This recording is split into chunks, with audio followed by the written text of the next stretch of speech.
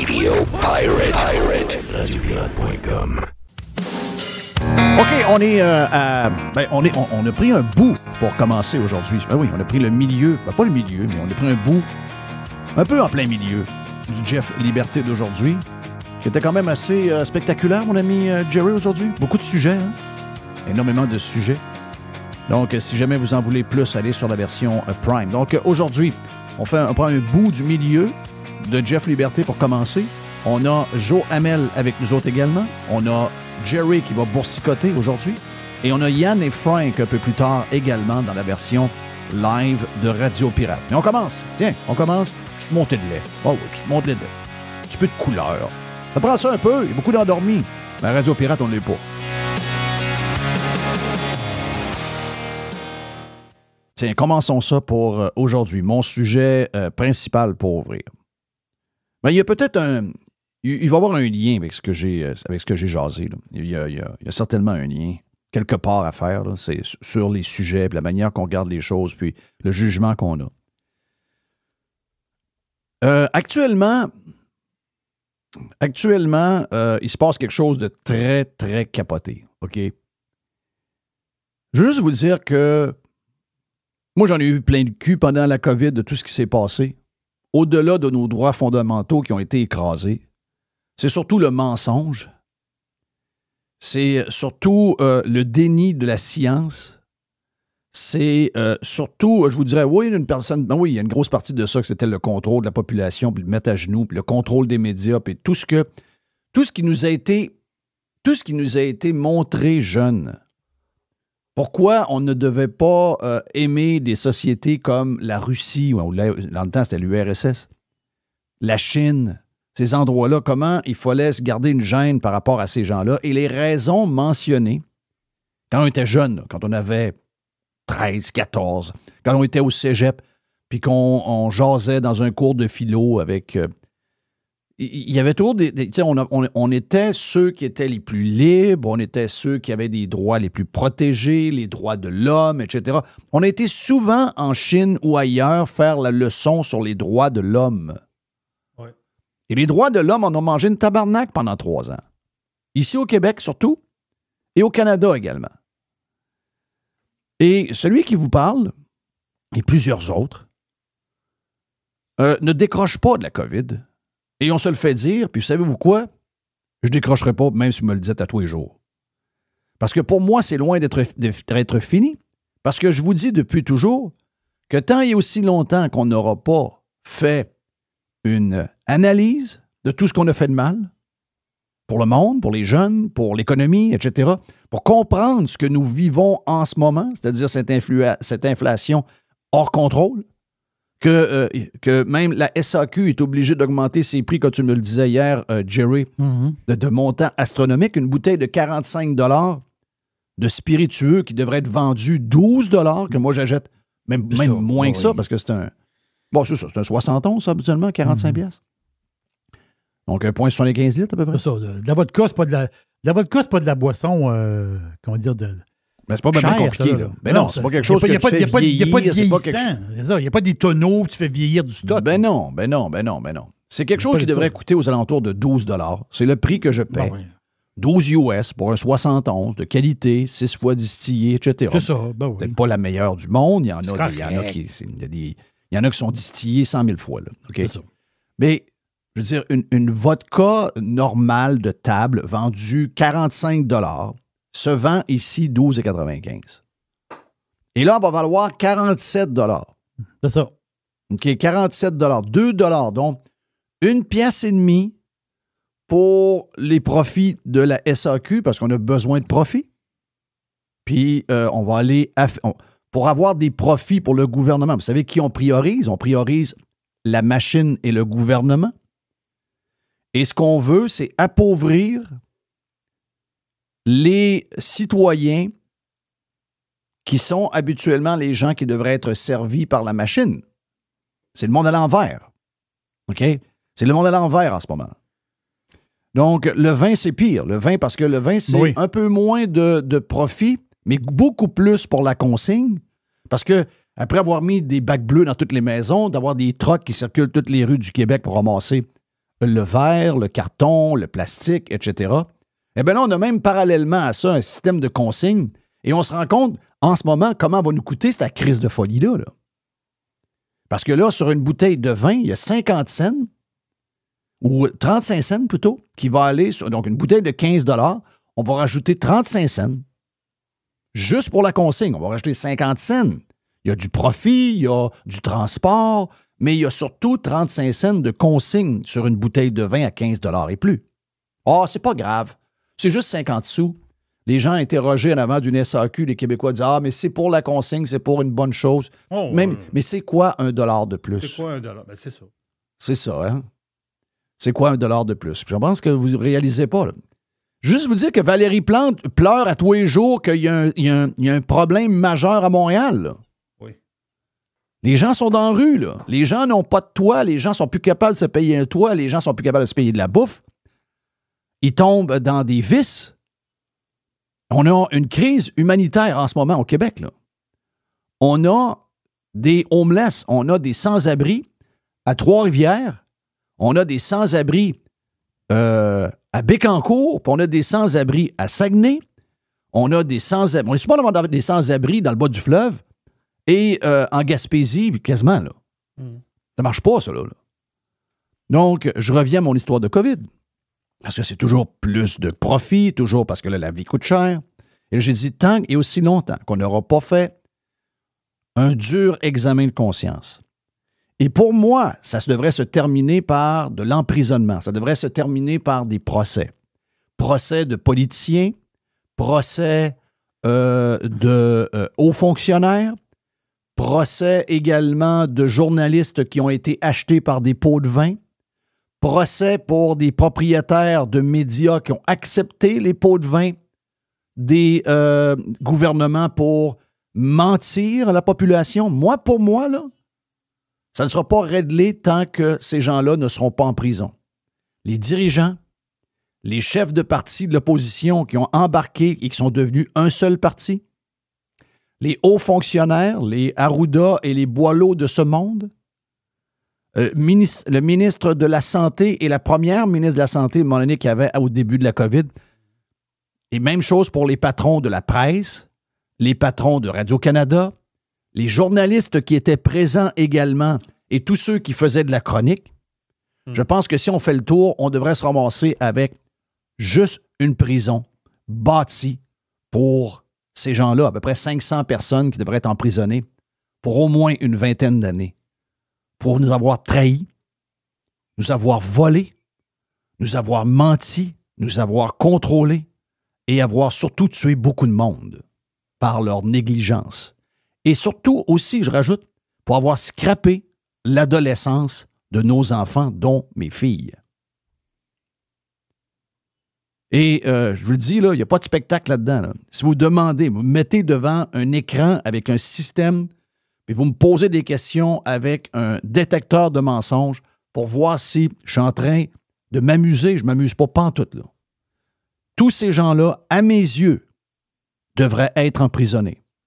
Tous ceux qui ont accepté des pots de vin, tous ceux qui ont embarqué dans la rengaine du gouvernement devraient être punis monétairement et également être incarcérés pendant une longue période de temps. Et de cette manière-là, eh bien, si on avait fait ça, pensez-vous qu'en ce moment, on utiliserait Donald Trump et les États-Unis d'Amérique qui viennent de nous faire réaliser qu'on est complètement perdu comme pays, qu'on s'en va nulle part, qu'on s'est engourdi dans le socialisme. On avait toutes les opportunités du monde depuis 25-30 ans de suivre la parade. Mais on s'est ankylosé, on s'est embourgeoisé.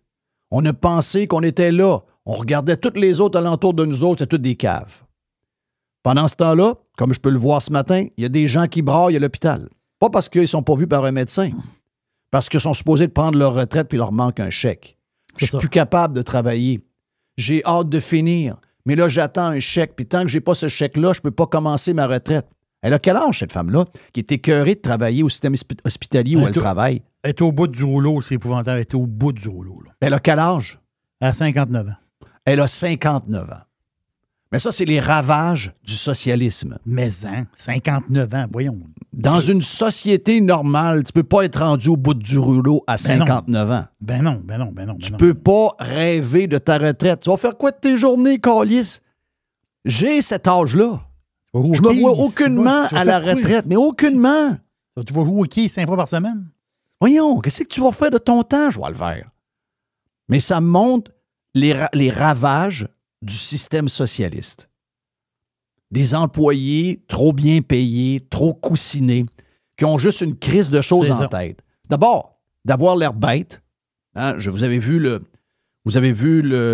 vidéo de celle qu'on appelle Madame Sushi. Oui. Evrel, c'est quoi son petit nom, hein, Mr. White? C'est Geneviève. Geneviève. Donc, Geneviève qui se plaint parce que Geneviève est touchée par un cancer. Elle a des traitements de chimio. On pense à elle. Et là, elle se plaint que le système n'a pas de cœur, que le système est empathique, que le système abandonne ces gens-là parce que la gang d'enragés à l'intérieur qui haïssent leur job, qui veulent que cette job-là finisse au plus crisp pour qu'ils puissent prendre leur retraite, puis je ne sais pas trop quoi faire, écouter LCN à longueur de journée.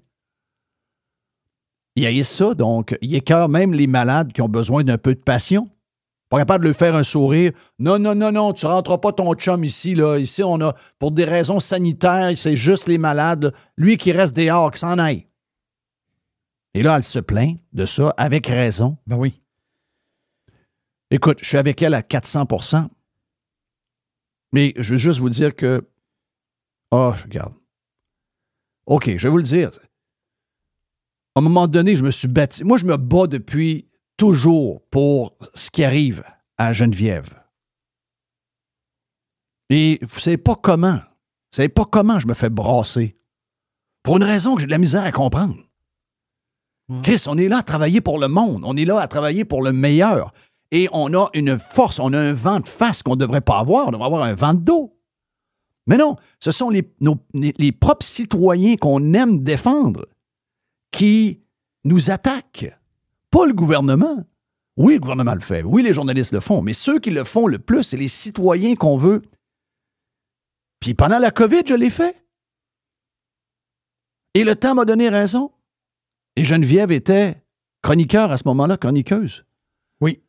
Et Geneviève nous a appelé pour dire qu'elle ne pouvait plus être chroniqueuse parce qu'elle ne pouvait plus soutenir la pression que ça lui mettait d'être avec nous autres. Mais je veux juste dire à Geneviève, puis regarde, je l'adore cette fille-là, puis regarde, j'ai de la peine pour elle, puis j'espère que tout va bien aller. Elle a tellement eu une vie tough, elle vit avec sa mère, etc., puis c'est une bonne entrepreneur, puis c'est surtout une fille vraiment fine. Mais ça m'a fait beaucoup de quoi quand Geneviève nous a... Elle ne me l'a pas dit à moi, elle l'a dit à Mr. White. Ça m'a fait beaucoup de peine. Parce que quelques-uns nous avaient abandonnés aussi à ce moment-là. Parce qu'on se battait pour le monde. Et on avait été abandonnés. Ben, regarde, Geneviève, moi, je mets ça de côté. Je suis content de voir que tu réalises que finalement, ce qu'on fait, on le fait pour que ce genre de choses-là n'arrive pas. Je sais que des fois, ça peut coûter un contrat avec IGA, ça peut coûter un contrat avec... Mais Chris, on est important. On est important dans Patente. On est primordial dans l'affaire. Parce que ce genre de comportement-là arrive parce qu'il n'y a pas assez de radio pirates. Parce qu'il n'y a pas assez de Filion, il n'y a pas assez de Jerry, il n'y a pas assez de Mr. White, il n'y a pas assez de Joamel, il n'y a pas assez de Yann et Frank, il n'y a pas assez de tous ceux que vous entendez qui passent pour la gang d'anti-québécois. Décris, Filion.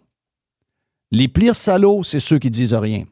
Parce que ce qui arrive, c'est à cause d'eux. Pas à cause de nous.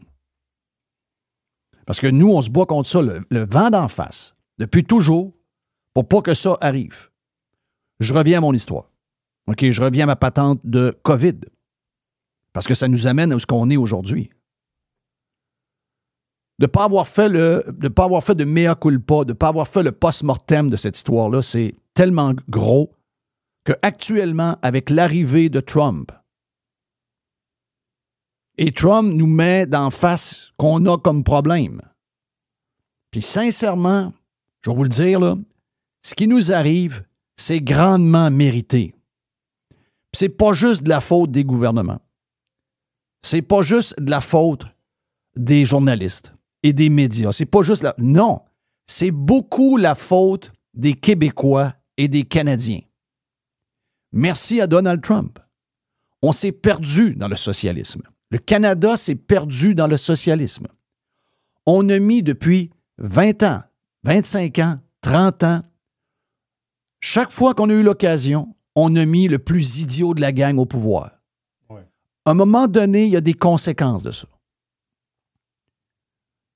C'est qui qu'on a mis au pouvoir? Les plus faibles, pas les plus faibles au niveau académique de l'école. C'était souvent au contraire, même probablement dans les meilleurs au niveau académique. Mais c'est pas parce que tu es bon au niveau académique que tu n'es pas faible. Tu es faible dans ta manière d'être, tu es faible dans ta manière de voir les choses, tu es quelqu'un qui a peur d'à peu près tout, qui n'aura jamais le courage d'aller à contresens, etc., etc. Donc, on a pris, et c'est le milieu politique a fait ça, on a pris les gens de cancres geeks de l'époque. Quand je regarde les gens qui sont dans la politique que je connais, c'était les plus faibles de l'école. C'était ceux qui avaient l'air à des estis de weirdo au cours en éducation physique. C'est des gens qui avaient l'air un peu perdus dans un party où il y avait plein de monde, puis que le monde avait du fun, puis que ça socialisait. Socialement, c'était les plus awkward. Eh bien, c'est eux autres qui ont pris le contrôle de la place. Les plus faibles, peut-être au niveau académique dans les meilleurs, mais tout le reste, c'est les plus faibles. Et on les a élus un après l'autre. Boum, boum, telle couleur, telle autre couleur. Et là, on est ce qu'on est. On est complètement perdu. Quel est l'ADN du Canada? Quel est l'ADN du Québec? Quel est l'ADN du Québec? Est-ce que vous êtes déjà posé cette question-là? On a déjà eu un ADN, mais est-ce qu'on a un ADN maintenant? Est-ce que le Québec a un ADN? On n'a plus d'ADN. On a réussi à quasiment s'auto-éliminer. Donc, merci à Donald Trump de nous avoir fait réaliser. Nous, on le savait. Les pirates le savaient. Mais là, on est en train de se le faire dire par le plus puissant pays du monde. C'est ça. Et sérieusement, on ne se relèvera pas de ça. OK? Je ne vois pas d'issue paradisiaque. Disons ça comme ça. OK? Je vois du monde qui vont ramper et qui vont demander « Pardon, mon oncle », puis qui vont demander la pitié pour être capable de survivre. Parce que regardez-nous réagir en ce moment.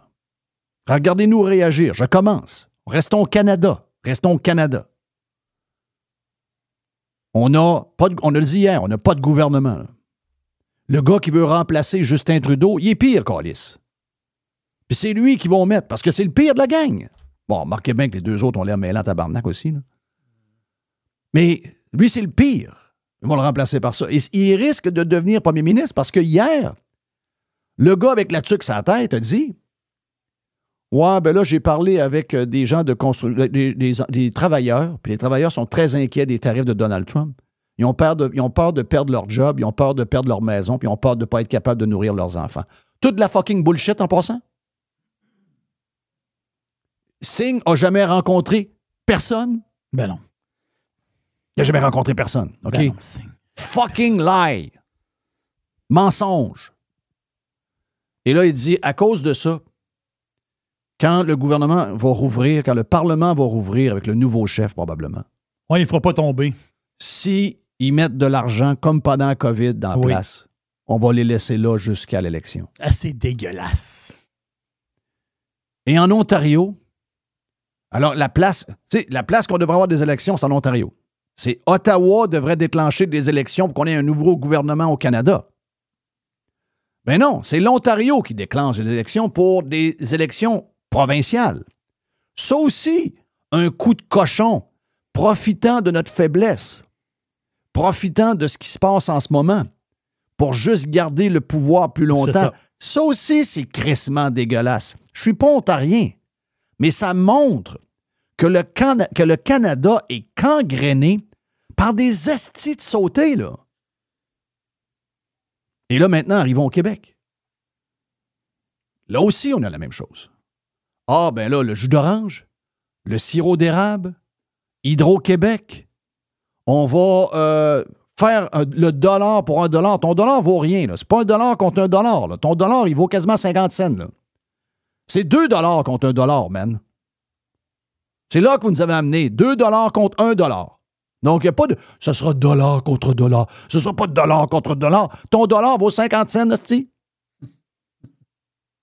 C'est $2 contre $1. Oui.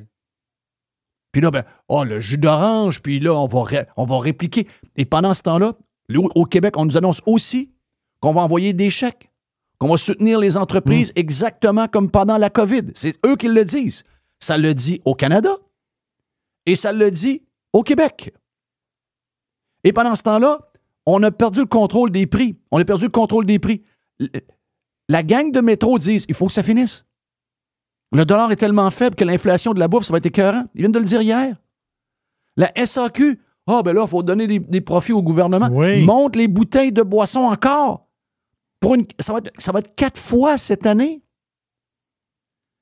Les amis, c'est invivable. Mais pour essayer de changer ça et dire on va prendre la solution pour arrêter ça, ils prennent la solution qui vont empirer nos problèmes.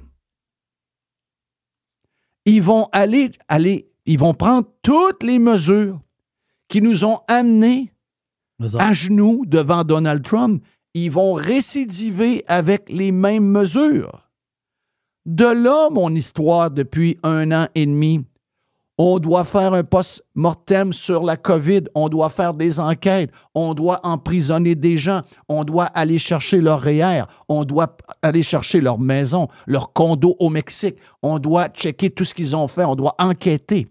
On doit faire ça pour les politiciens. On doit faire ça pour les hauts fonctionnaires qui ont participé à ça, les politiciens dans l'opposition qui ont été silencieux, et aussi les propriétaires de médias, les grands patrons de Radio-Canada, de CBC, etc. Même chose également pour les journalistes et les chroniqueurs qui savaient très bien que le gouvernement mentait à tour de bras et embarquait dans des histoires complètement folles de contrôle. Rappelez-vous tout ce qu'on a dit, entre autres, sur les gens non vaccinés. Ces gens-là, à mes yeux, devraient être... Il n'y a pas de joke, là. Ces gens-là devraient être en dedans et dépossédés de beaucoup de choses qu'ils ont. Est-ce que vous savez que les mêmes sont sur le bord pour être sûr que Facebook et X et tout ça décrissent du Canada? Ils sont sur le bord d'empêcher ces plateformes-là de ne pas être responsables du contenu. Donc, le gouvernement et tout le monde va pouvoir actionner X et Facebook de ce qui se dit sur Facebook. C'est la volonté des Canadiens. On l'a vu hier, c'est la chef du Parti vert qui l'a exprimé très clairement. Là. Donc, on pourrait mettre des gens à la rue si ces gens-là disent que le vaccin est de la marde sur Facebook. On pourrait les mettre en prison. Ça se fait déjà en Angleterre en passant. On pourrait les mettre en prison, on pourrait les déposséder de leur REER, on pourrait les... Je sais, j'ai déjà passé par là. Juste de dire que quelqu'un a des grosses fesses, vous pouvez tout perdre. Mais pas eux autres. Donc, si vous me dites que c'est un peu saucé d'amener ces gens-là devant la justice, excusez-moi, là, mais il y a des gens qui sont ramassés devant la justice pour pas grand-chose. Là. Et ils ont failli tout perdre, là. Moi, j'ai déjà vu quelqu'un, ma femme, avec un huissier dans la maison qui était en train de prendre les numéros de série de la tondeuse dans le garage. Oui. Pour des phrases, quand on met ça dans le contexte, assez anodin. Et un jugement qui disait « aucun dommage ». Donc, si tu peux aller jusque-là, si tu peux déposséder et mettre à la rue quelqu'un pour des choses, somme toute, bon, OK, pas correct. Mais quand on compare, c'est pas grand-chose. Qu'est-ce que ces gens-là font là? Ben, c'est parce qu'on n'a pas fait le post-mortem, parce qu'on n'a pas fait on n'a pas fait l'enquête. Et ce que ça nous amène à une répétition. C'est ce que je dis. Je fais rire de moi par tous ceux qui nous haïssent. Fuck you, OK? Fuck you, I was right. Parce que tant et aussi longtemps qu'on ne punit pas ceux qui nous font des choses de même, ils vont récidiver parce qu'ils ont goûté au sang, les amis. Et c'est ce qu'ils vont faire. Ils veulent t'empêcher de voyager aux États. Tu vas aller faire un voyage de golf en Arizona? Ils veulent pas que tu y ailles. Ils veulent essayer de faire une folie avec Amazon. Ils veulent essayer de faire une folie à boycotter des patentes. Qu'est-ce que Danielle Smith a dit hier? Elle a dit, ouais, les provinces, il nous manque un peu de tuyaux. Hein, on veut pas de tuyaux? Donc, si vous jouez à la game, les Américains décident qu'il y a des tuyaux qui montent vers les raffineries puis il n'y en a plus rien qui monte à Montréal, on est dans la merde. On n'a pas ce qu'il faut pour jouer ce game-là. Là. On est tombé au sirop d'érable après 1 minute et quart. Oh oui. Donc, si vous êtes fous, on ne l'est pas toutes. Là. C'est crazy ce qui se passe en ce moment. Là. Fucking crazy en passant. Fucking crazy. Ah ben voilà pour le petit bout de Jeff Liberté, encore plus de Jeff Liberté. On a un gros bout aujourd'hui. On est stand-by, comme je vous le disais. Boursicotte avec Jerry tout après. On a Joe et on a Yann et Frank. Vous êtes sur Radio Pirate.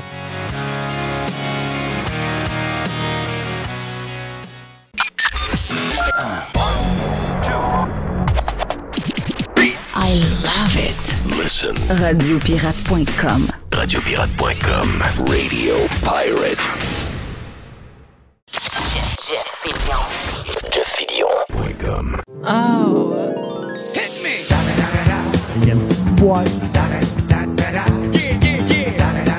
Il y a une petite boîte. Il y a une petite boîte. Et c'est la boîte de boursicotage le mercredi, mon ami Jerry. Yes, sir, yes, sir, yes, sir. Ceux qui aiment le boursicotage sur Radio Pirate, je sais qu'il y en a plusieurs qui aiment bien ça. Je reçois beaucoup de messages. Puis merci beaucoup de m'écrire. J'aime ça. Là. Des fois, on se répond. Puis, Es-tu rendu avec un genre de Substack?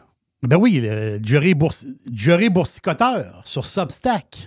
Donc, si vous voulez de l'extra boursicotage, tu as le boursicotage Radio Pirate, mais tu as comme un extra, un genre d'extra pepperoni qui, vous allez sur Substack, Jerry boursicoteur, puis là, ça parle de bourse. Vous inscrivez votre email. Il y a du stock gratuit, plein de stocks gratuits, puis il y a du stock payant, c'est tout à fait normal. Substack, c'est le principe. Donc, c'est des idées de boursicotage, un peu comme je fais que je vais faire présentement, sauf qu'il y a un genre de petit extra pepperoni. Donc, c'est Jerry boursicoteur sur Substack. Vous allez voir, c'est bien le fun. Je suis inscrit, moi. Ouais, tu t'inscris? OK, ben, tu reçois mes emails. Yes. Ben oui, tu reçois les emails. C'est une belle plateforme, Substack. Vraiment, c'est une très, très belle plateforme. C'est bien fait, hein? Ben, regarde, j'ai un article, mon article d'hier qui est pour tout le monde, là, c'est un article sur BlackBerry. Oui, j'ai vu ça. Ben oui, BlackBerry, c'est comme back de BlackBerry. Très bon article, si vous voulez Moi, le lire. j'ai été actionnaire longtemps de BlackBerry après la patente de BlackBerry, les téléphones. Oui, là, on est ailleurs complètement. Ça veut dire qu'ils sont dans les logiciels de sécurité, sont dans le cloud, sont dans la sécurité pour l'industrie automobile. Donc, j'ai un texte, justement, sur ça. Puis j'ai un autre texte, lui, il est payant, mais lui, c'est sur les œufs. Mais c'est présentement aux États-Unis, on le sait, dans plusieurs... Avec toute l'affaire de la grippe aviaire, ils ont tué des poulets. En ce moment, les œufs On a essayé de mettre ça sur le dos de Trump. C'est Biden qui a demandé qu'on tue 1 million de poules. Oui, c'est ça. Des poules pondeuses. Donc, ça fait... En ce moment, il y a... Puisque les poules, pour qu'ils deviennent une poule, ça prend un poussin. Mais le poussin, tu sais, tu peux pas tuer des millions de poules, puis overnight, avoir des poules. Parce que c'est des animaux. Il faut qu'ils grossissent. Il faut que tu refasses des poussins, puis il faut que ça refasse des poules. Puis il faut qu'ils commencent à pondre. Il y a un processus. Mais pour 2025, possiblement que le prix des œufs va être élevé aux États-Unis. Donc, puis là, la face, c'est que... Mais ce que certains ne comprennent pas, c'est pourquoi, au lieu de tuer les poules, on ne leur a pas demandé d'être en quarantaine pendant 2 semaines pour adoucir la courbe? Oui, c'est ça. C'est votre question. Ben, c'est pas ça ce qu'on a fait il y a 3 ans et demi, 4 ans? C'est ce qu'on l'a fait. Exactement. Ah. Oui, c'est ce qu'on l'a fait. Hey, NVIDIA, on boursicote. Là. NVIDIA, hier, il a pris quasiment 9%. NVIDIA. By the way, moi, j'ai acheté. J'ai acheté NVIDIA. Puis là, ça se peut que cet après-midi, peut-être là, après-midi, demain, ça se peut que je ramasse mon 400$. J'ai fait un genre de 350-400$. Ça veut dire, je n'ai pas acheté une tonne d'actions, je l'ai acheté, qu'est-ce que tu veux? L'action est quand même assez dispendieuse et est en US. Je n'ai acheté 45. J'ai acheté 45 parts. Mais puis quand j'ai fait ma trade, parce que moi, je suis un peu comme un automatisme, OK? Moi, je suis un vieux trader. Je veux dire, pas un gros trader. J'ai déjà été beaucoup trader. J'ai fait énormément de transactions dans une semaine. Aujourd'hui, c'est plus ça. Là. Ça veut dire, je suis dans un autre... plus pépère un peu. Plus pépère. La fait, c'est que ça prend du temps. Puis pour tuer, moi, je peux pas faire de la radio, puis jaser à toi, puis checker mes 2 écrans d'ordinateur pour faire des trades. Je peux pas faire ça. Là. Parce qu'on... Donc, mais il y a des... Puis ça, c'est du pur boursicotage. Il y a des stratégies de trading. Je vais vous donner un exemple hier sur NVIDIA. OK? Mais quand tu embarques hier, avant hier, je veux dire, NVIDIA. Quand tu embarques dans NVIDIA comme ça, quand il y a un crash, quand il y a un stock... Parce que le crash est arrivé lundi. Donc, hier, c'était la récupération. Voilà, le comeback de 9 %. Puis aujourd'hui, il baisse en pré-market d'à peu près 1,8 1,9 ou 2 ou un peu dans ce coin-là. Là. Mais il a monté il a closé hier à 128,99. Quasiment 129 $. Ben, il a closé à 129 $. C'est pas bien le comeback. Mais moi, j'ai acheté à 117,90. Wow, c'est pas pire, ça, là. C'est une bonne entrée, là. Le plus bas qui est descendu dans la journée, c'est 116 et quelque chose. Donc, j'ai presque pogné à peu près 1 pièce de différence, grosso modo. Je l'ai presque pogné dans le bas de la journée. Quand même capoté, là. Mais il y a une raison pour ça.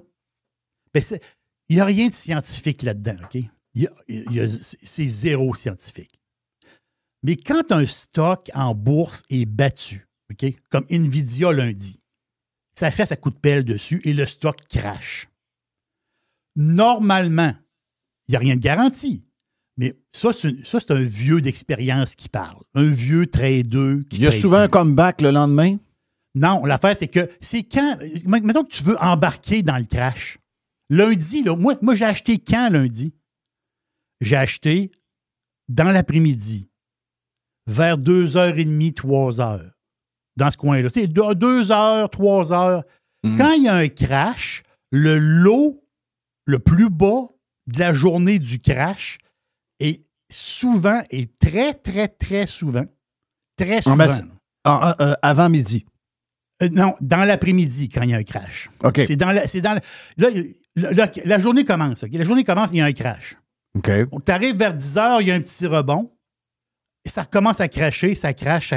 Ça crache tout le temps. Ça descend, ça crache. Ça n'arrête pas, ça crache. Mais le bas de la journée, il est où?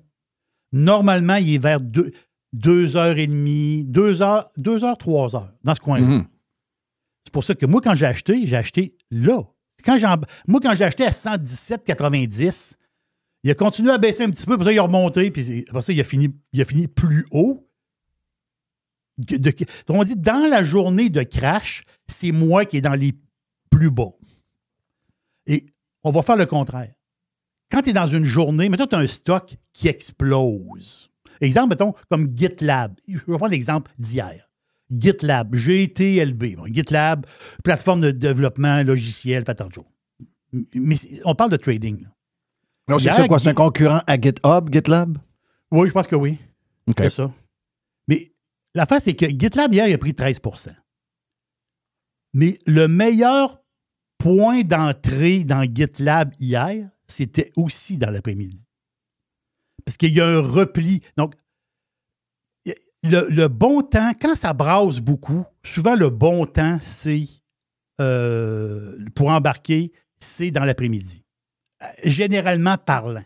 On parle de statistiques ici. Là. Ça, c'est une vieille patente de trader. Les résultats financiers, parce qu'il y en a des résultats financiers. Mais qu'est-ce qui se passe là, cette semaine? Le 30 janvier. 30 janvier, c'est pas mal demain. Là. 30 janvier à 16h. C'est qui? La pomme. La belle petite pomme. Beaucoup de... non, il y en a qui l'attendent d'aplomb, la pomme. Vraiment, là.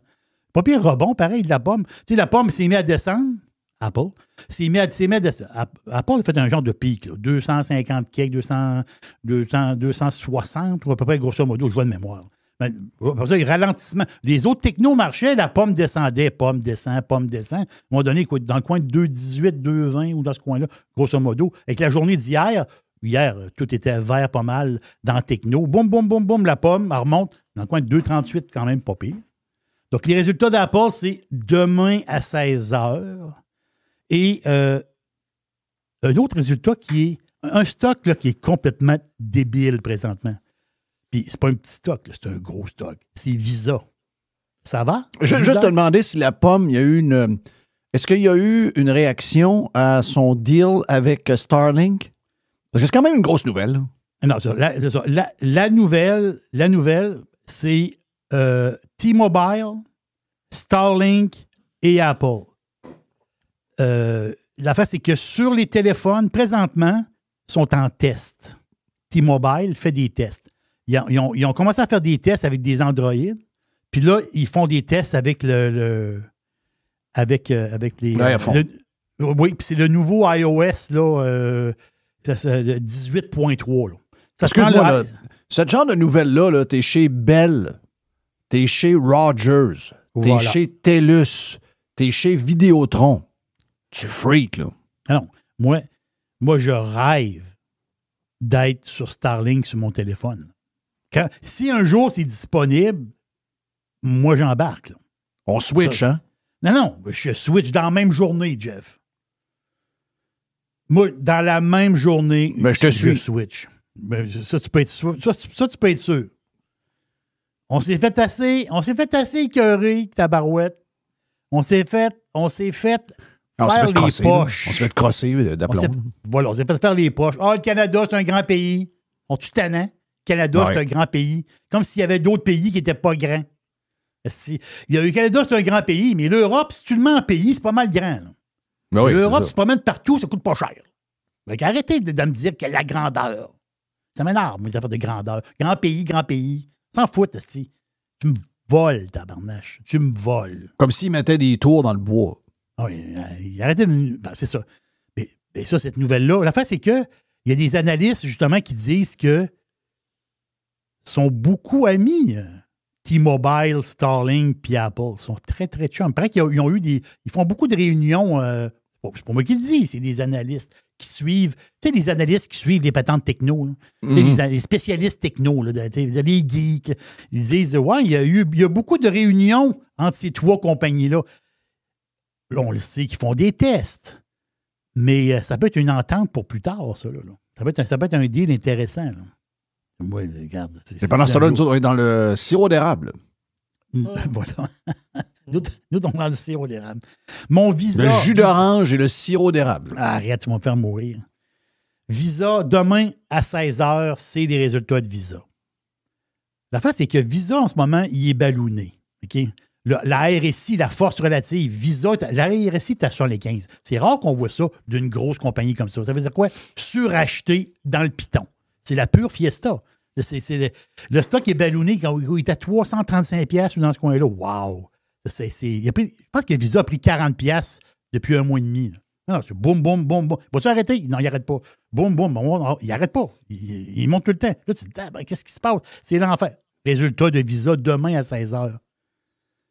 Mais l'histoire en arrière de ça, parce que je dis, c'est quoi?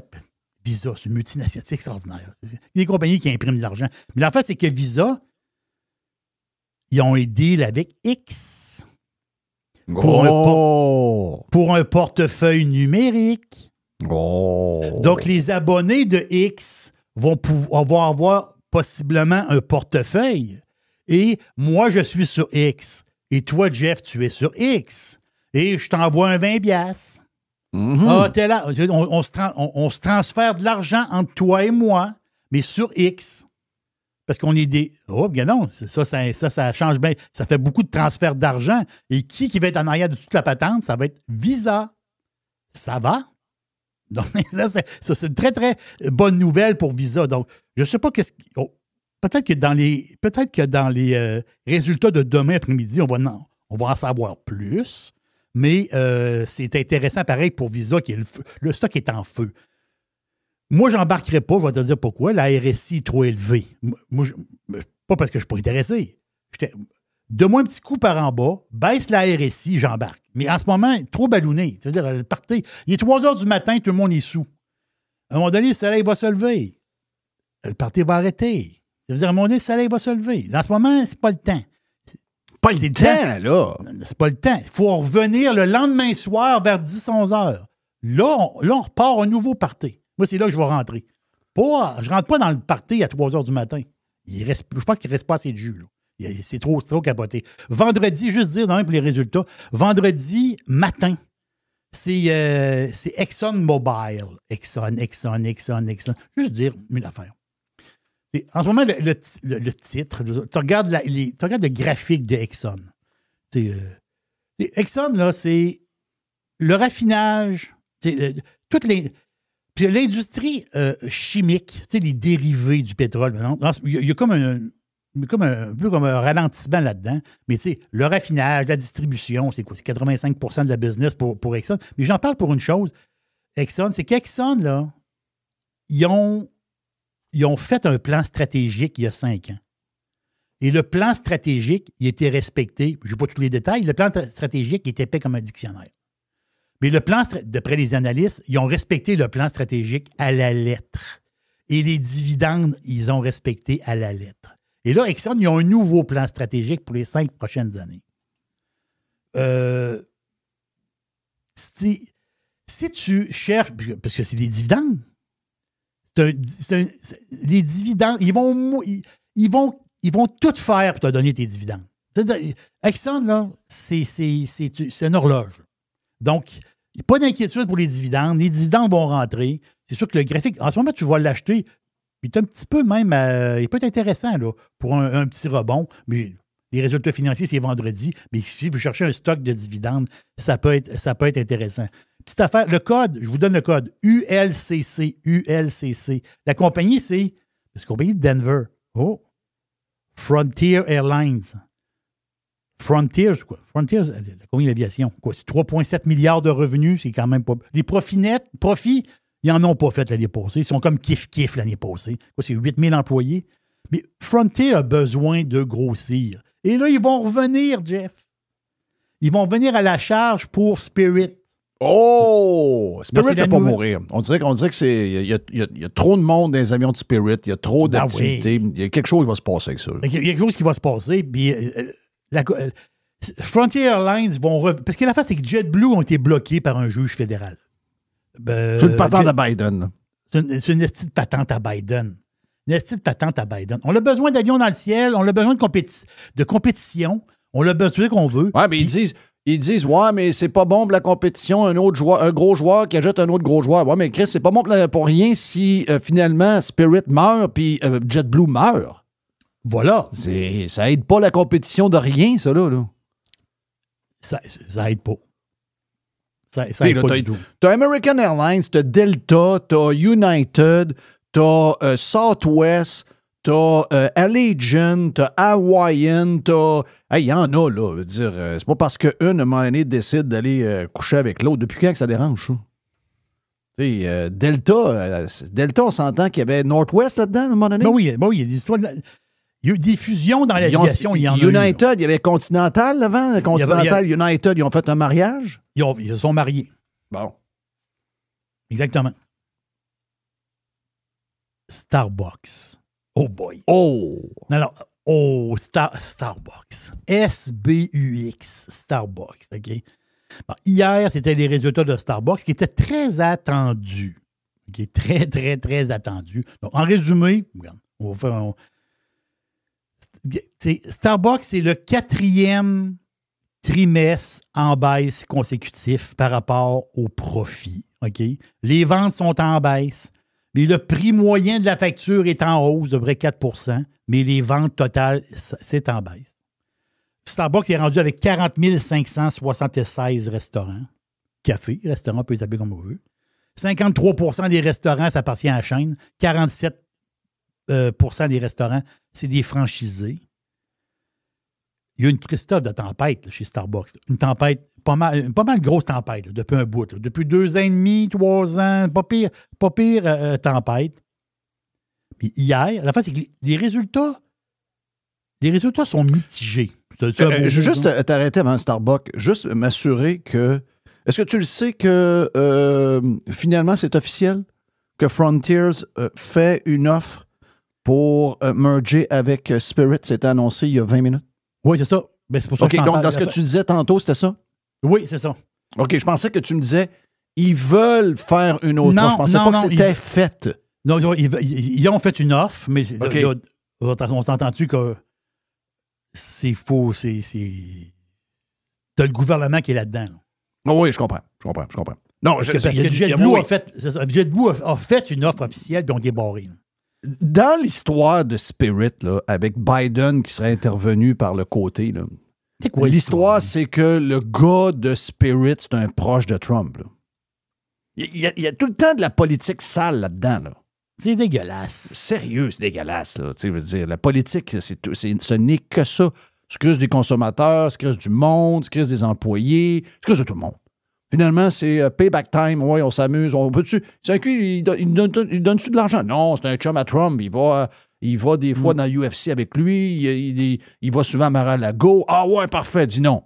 C'est cave de même. Ils sont pas là pour le monde. Ils sont là pour leur bebelle. Voilà. Exactement. Ils sont là pour leur bebelle, puis l'idéologie, puis etc. Là. Exact. Et Donc, toi, Starbucks, je t'aime pas à face. Mais Starbucks, résultat mitigé. La compagnie, depuis 2 ans et demi, se cherche. 2 ans et demi, 3 ans, se cherche. Multinationale, inimaginable comme avec ces gros Starbucks. Là. Mais, voulez-vous m'expliquer quelque chose? Ben, moi, je le sais, mais c'est l'expression que je prends. OK? Hier, Starbucks, il y a eu quoi? 11,5 millions de volume. Le volume normal d'une journée, c'est à peu près 8 millions. Hier, il y a eu 11,5 millions, puis le stock n'a pas baissé. Sur des nouvelles plates, ordinaires. On va dire, là, résultat ordinaire. Normalement, résultat ordinaire, il y a 4 gars avec des battes de baseball qui te frappent dessus. Là. Mais là, du tout. Ils ne sont pas arrivés avec des battes de baseball, ils sont arrivés avec des fleurs puis ils te donnent des billes. Hein? Donc, qu'est-ce qui se passe? Donc, Starbucks, il est donc bien beau. Starbucks, c'est... Ben oui, Starbucks, c'est beau. Les mauvaises nouvelles, là, ça colle plus sur Starbucks. Il y a une raison. Brian Niccol. Brian le Master. Brian, le nouveau CEO qui est arrivé quand? Le 9 septembre dernier. Brian Niccol, c'est le Master qui a fait 30 ans chez Pizza Hut. Après ça, il a nippé Taco Bell. Puis après ça, c'est lui, après ça, qui a fait exploser le titre en bourse de Chipotle. En 7 ans, Chipotle a fait x8 en bourse en 7 ans. Donc lui, là, Nichols, là, où est-ce qu'il a mis les pieds? Pizza Hut, Taco Bell, Chipotle, c'est tous des succès. Là, ils sont allés le chercher. Starbucks, ils sont allés le chercher directement. Ils sont allés le chercher directement chez Chipotle. Là. Boum! On va le chercher. En plus, lui, Nichols, il a amené 2 de ses chummies, des gars d'expérience, de chez Yum Brands, qu'il connaît très, très bien. 2 de ses chums. Donc, Nichols est rentré chez Starbucks. Puis là, le travail commence. Là, c'est le nouveau Starbucks qui est commencé. Là. Fini le pissage puis le niaisage d'un restaurant. Là. Fini le monde qui niaise d'un restaurant à se décrotter le nez. C'est plus un hub pour migrants, un Starbucks. Là. La patente, là, woke, là, de dire, nous, les Starbucks, c'est du... Nous, on est recevants, on reçoit tout le monde, venez vous héberger chez nous. Non, on n'héberge pas personne. Si t'as pas un café, tu vas pas pisser. Puis si tu niaises, tu vas décrisser. C'est ça, Starbucks, là. Ah, regardons. L'effet Nichols. Fini la surcharge pour... je vais prendre un café. Mais ça, c'est un café... Qu'est-ce que tu veux dans ton café? Le lait de vache. Non, moi, je vais prendre un café avec lait d'amande. Surcharge.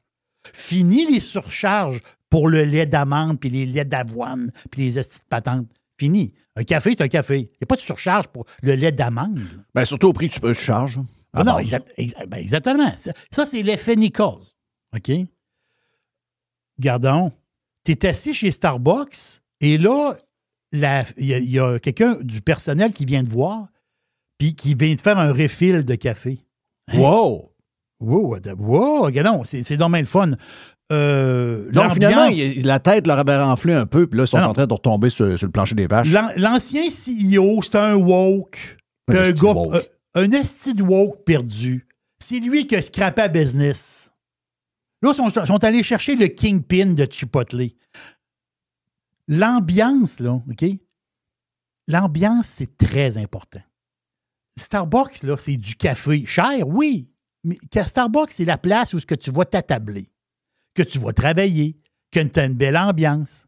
Exemple, lui, en ce moment, il travaille, puis ça, là, il veut absolument travailler. Il veut toutes les commandes en ligne. Les commandes en ligne, il y a eu un bordel là-dedans. Le monde arrivait, le café n'était pas prêt, ou le café il était prêt, mais 1 heure avant que le gars arrive. Il y avait comme un bordel des affaires de commandes mobiles. Lui, il est en train de travailler là-dessus. Là. Lui, il a une équipe qui travaille dans la commande mobile. Il dit, le monde va être content. Ils ne seront plus en crise après nous autres. Le monde va être content. Lui, il va amener des cafés plus petits formats. Chez Starbucks, quand arrive chez Starbucks, le café le plus petit est à 12 onces. Là. Lui, 12, 16, 20. T'es rendu, Christophe, tu as une chaudière de café. Il y a du monde qui veut juste un petit café. C'est-à-dire, à un moment donné, boire 3 litres de café. Il y a du monde qui veut un café, je veux un petit café. Mais il veut ramener. C'est quoi le petit café, habituellement, le genre café, le petit chez McDo, le médium, c'est quoi? Chez McDo? Ouais, juste donner une idée de la grosseur des verres. Chez McDo, ils ont du petit café, là.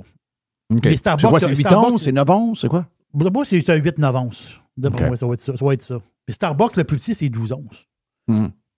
À ma connaissance, là. Mais il veut amener un petit format. Tu dis, Jeff, c'est des détails. Non, c'est pas des détails. Puis non, lui, il veut couper, puis c'est pas des farces, là. Il veut couper 30% du menu. Hein? C'est un peu, là. 30%, c'est le tiers. Non. Ce que tu vois chez Starbucks, le tiers va disparaître. Et la bonne nouvelle de toute la bonne... Regardons, Starbucks prend 5% aujourd'hui. Hein? Résultat mitigé hier. Résultat mitigé. La bourse, là, vous voyez comment c'est? Résultat mitigé hier. Starbucks prend 5%. C'est à 105 $ aujourd'hui. Le marché a aimé ce qu'il a entendu. Même si les résultats sont ordinaires. Ils savent que ça va partir par en haut. Oui, parce qu'ils ont le bonhomme. Ils ont le kingpin de la patente. Et la bonne nouvelle, les clients matinaux sont revenus. Hausse de la clientèle le matin. Ils avaient perdu de la clientèle le matin. Hausse de la clientèle le matin. Ça, c'est un excellent... Ça, tu peux voir meilleur signe que ça, parce que toi, tu vends du café. Quand on regarde le graphique de Starbucks, OK, le graphique sur 1 an, la moyenne mobile 200 jours, elle a fini de baisser. Ça, c'est pour les boursicoteurs, c'est parfait. Parce que c'est cette espèce de vague de fonds-là négative qu'on est collé après, bien, cette vague de fonds-là, on boursicote, là. Cette vague de fonds-là, elle a fini de baisser à la fin octobre, début novembre. Et là, tranquillement, doucement, elle recommence à monter. Donc, Starbucks, moi, je pense, c'est pas une recommandation d'achat, tu sais bien, mais moi, je pense que Starbucks, ils ont le go pour placer la patente. Là, il vient d'arriver au mois de septembre. C'est normal qu'il est encore dans la marde de l'autre avant. L'autre avant, tout scrap à patente. Le woke, tout scrap à patente. Starbucks, il se remet sur... Go woke, go broke. Voilà. Les gens vont retourner... C'est plate d'aller chez Starbucks et avoir du monde qui se décrotte le nez à côté de toi. Puis les toilettes sont sales. Puis l'ambiance n'est pas bonne. Ça crie. Il y a un gars bizarre pas dedans. C'est plate. C'est dole. Ton café, il coûte 8 $. Puis moi, je vais là travailler. Là. J'amène mon ordinateur, puis je vais passer 2 heures là. Je veux que ça soit le fun. Inquiète-toi pas. non, inquiète-toi pas. Le ménage est commencé. Là. Pour vrai, là. Oh. Il y a une petite boîte. Ben voilà pour la petite boîte de boursicotage de Jerry. Il y a une petite boîte. Plus de boîtes dans la version Prime. Il y a une petite boîte. Et on est stand-by pour Joe Hamel. Il y a une petite boîte. Every hour. Juste du bon stock. Radio-pirate.com. Get pirate or get out. Fresh. New. The revolution. Radio-pirate.com.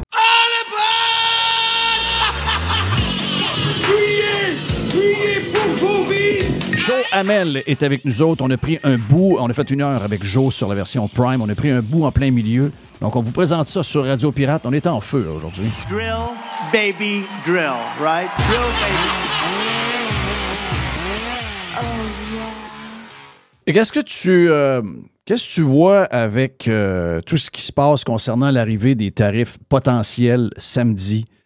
Le shit show qu'on a à Québec et Ottawa. Puis je te dirais, rajoute à ça l'Ontario, qui est embarqué là-dedans. La seule personne qu'on voit en entrevue encore cette semaine qui semble être une adulte, c'est Daniel Smith, entre autres, qui nous a averti que essayer de jouer au cowboy, il ne faut pas oublier qu'on a des tuyaux qui arrivent du Sud pour alimenter certaines raffineries au Canada, puis qu'on aurait l'air fou en jouant à le vert si on commence à jouer une game alors qu'on n'est pas équipé pour la jouer. Il ne faut pas oublier qu'après 1 minute, on est tombé dans le sirop d'érable. Donc, je te dirais que notre moyen de répondre aux Américains semble assez limité. Mais moi, je capote un peu de voir ce qui se passe cette semaine, Joe. De voir qu'on est vraiment... On le savait qu'on était dirigé par des amateurs, mais là, en ce moment, on a vraiment, vraiment un miroir sur nous autres. Et ce qu'on voit, c'est pire que ce qu'on pensait. On n'est pas prêt pantoute. Le constat est même pas fait. On semble, au contraire, pas pantoute réaliser ce qui se passe. Tu sais, à un moment donné, on pensait il y avait un genre de game qui jouait. Mais sérieux, moi, je commence à avoir un peu peur. Puis là, on parle de COVID show à travers ça. On parle de retourner à faire des chèques, de redoubler, encore une fois, peut-être la dette du Canada. Le Québec fait la même chose. Moi, sérieux, je commence à trouver ça un peu pas mal inquiétant, ce que je vois là. Écoute, comme Charlie Munger disait, « Show me the incentive, I'll show you the outcome. » Montrez-moi les incitatifs, je vais vous montrer où ça s'en va. Puis c'est exactement ce qu'on voit présentement. Je prends un moment, je pense, faut reconnaître le leadership de Daniel Smith là-dedans. Puis on nous a cassé les oreilles depuis des années avec le hashtag leadership féminin. Puis pour connaître plusieurs réels leaderships féminines, les vrais leaders ont jamais demandé d'être reconnus, tout ça. Là. Ils sont bonnes, puis ils le savent, puis ils font leur place, puis ils drivent. Puis Daniel Smith, c'en est une. Actuellement, c'est la leader politique au Canada qui a la meilleure position. C'est la plus rationnelle. C'est elle qui défend ses points. Avec pas toute la reconnaissance. Il y a quelque chose là-dedans, je pense qu'on devrait... Alors qu'on nous a dit que c'était ça l'idéal, on l'a devant nos yeux. Oui. Finalement, vu qu'elle est conservatrice puis qu'elle est de l'Alberta, ça compte pas. Ils vont nous présenter des insignifiantes sites qui font pas l'équivalent, serait-ce qu'un pourcentage de ce que Daniel Smith accomplit. L'impact que ça a sur les négociations réelles. C'était Rachel Nolley, je sais pas trop quoi, là, la NPD de l'Alberta. Il serait en admiration. Elle se tient debout. Elle a des arguments solides. Dans le comité à Trudeau, en passant. Ouais, non, mais fuyez, là. Tu sais, d'ailleurs, vous avez remarqué, vous avez quand même réussi à ressusciter la carrière de Rachel Notley et de Jean Charest, là, qui était quand même votre némésis il y a pas si longtemps. Là, les médias, je veux dire, la voix absolue, la voix de sage sur la question de négociation, c'est Jean Charest. Je comprends qu'il est très bon, il s'assied autour d'une table, il est capable de dealer avec du monde, c'est pas ça le point. C'est juste que son point est complètement ridicule. Il est dans la gang qui veut, pour le dire simplement, là, cette gang-là, là, on va l'exposer, c'est qui? C'est Legault, c'est Ford, c'est Trudeau, c'est tout le monde qui se sont greffés autour de ça, qui ont comme un revival de leur carrière politique. Ces gens-là, ils ont intérêt non seulement à ce que la crise se perpétue, ils ont aussi intérêt à ce que la crise escalade, OK? Ils en veulent des tarifs. Ces gens-là, qu'on se mette à imprimer des dizaines, voire des centaines de milliards, ils s'en contre-crissent. Ah, ça va être la faute Ils l'ont déjà fait. Non, parce qu'en fait, tout ce que ça prend...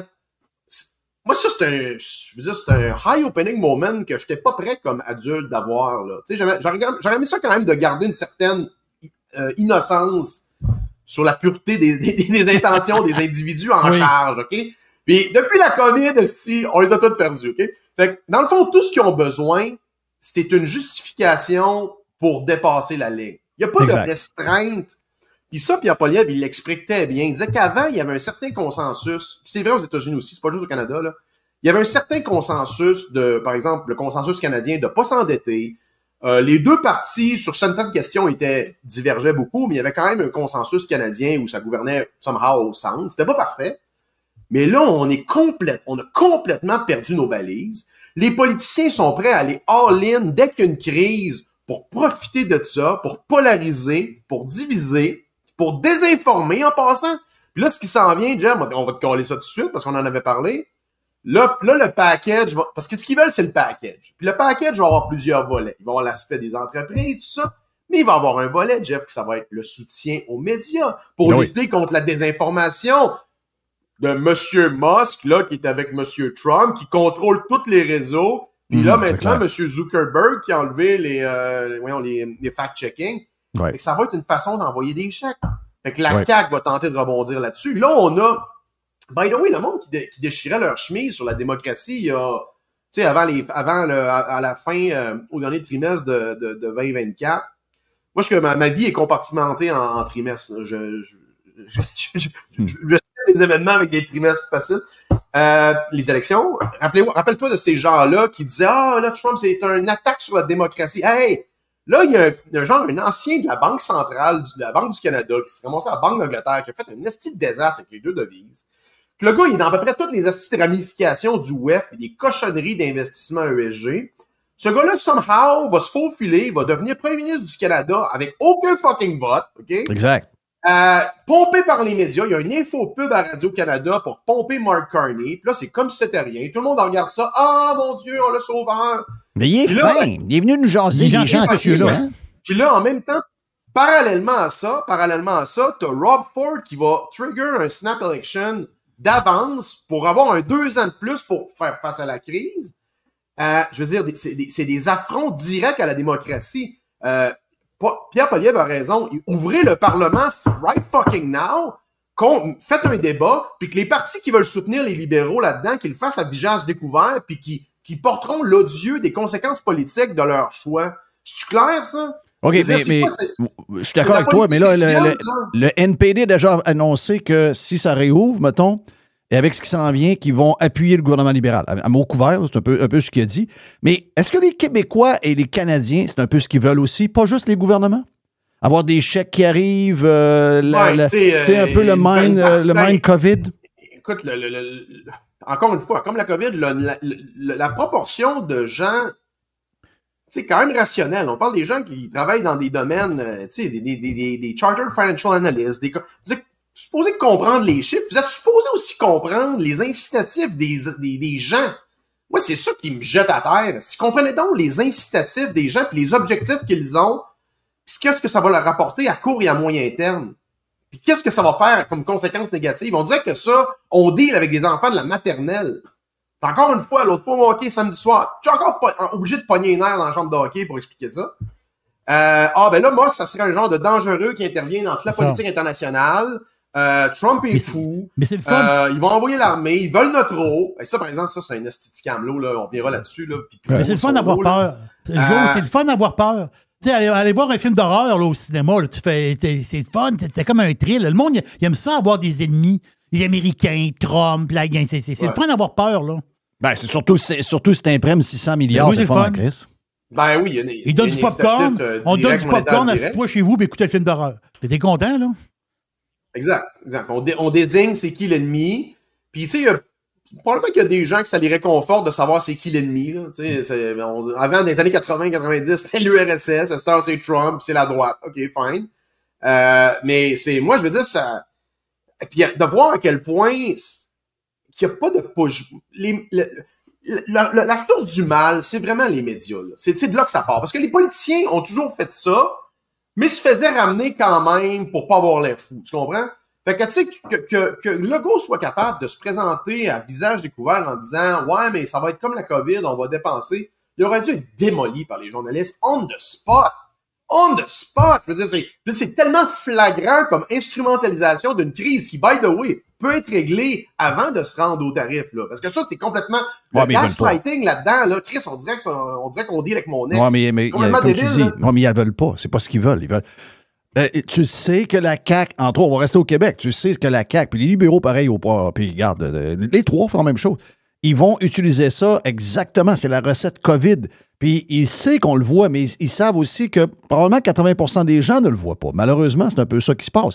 et ils vont l'utiliser. Puis pour la CAQ, c'est peut-être un genre de jump de 5, 10, 15. La minute qu'ils vont imprimer des chèques, il y a une possibilité pour la CAQ de redevenir le bon papa qui protège sa population de la mort possible, etc., etc. Mais moi, dire, ce qui m'impressionne là-dedans, c'est qu'au début, il y a eu un peu de spectacle au début. Après ça, on s'est calmé un peu, puis on s'est dit, bon, il y a peut-être des affaires à négocier, il y a peut-être une monnaie, il y a peut-être une protection de la... Peut-être même que la frontière va sauter, puis qu'on va avoir un genre de bouclier. Peut-être qu'on est rendu dans des patentes de main. Il y a peut-être des choses J'ai vu ton histoire de douane en passant, c'était magnifique. Ah, l'histoire avec les biscuits. Douane, moi pas là-dessus.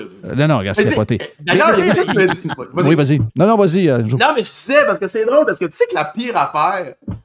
Jamais j'avais parlé à un gars qui était comme dans les services frontaliers. Il disait, pognez-vous de la drogue? Tu sais, comment vous faites pogner? La drogue, on s'en fout un peu, honnêtement. Ce qu'on veut, c'est de pogner à la bouffe. C'est comme quoi?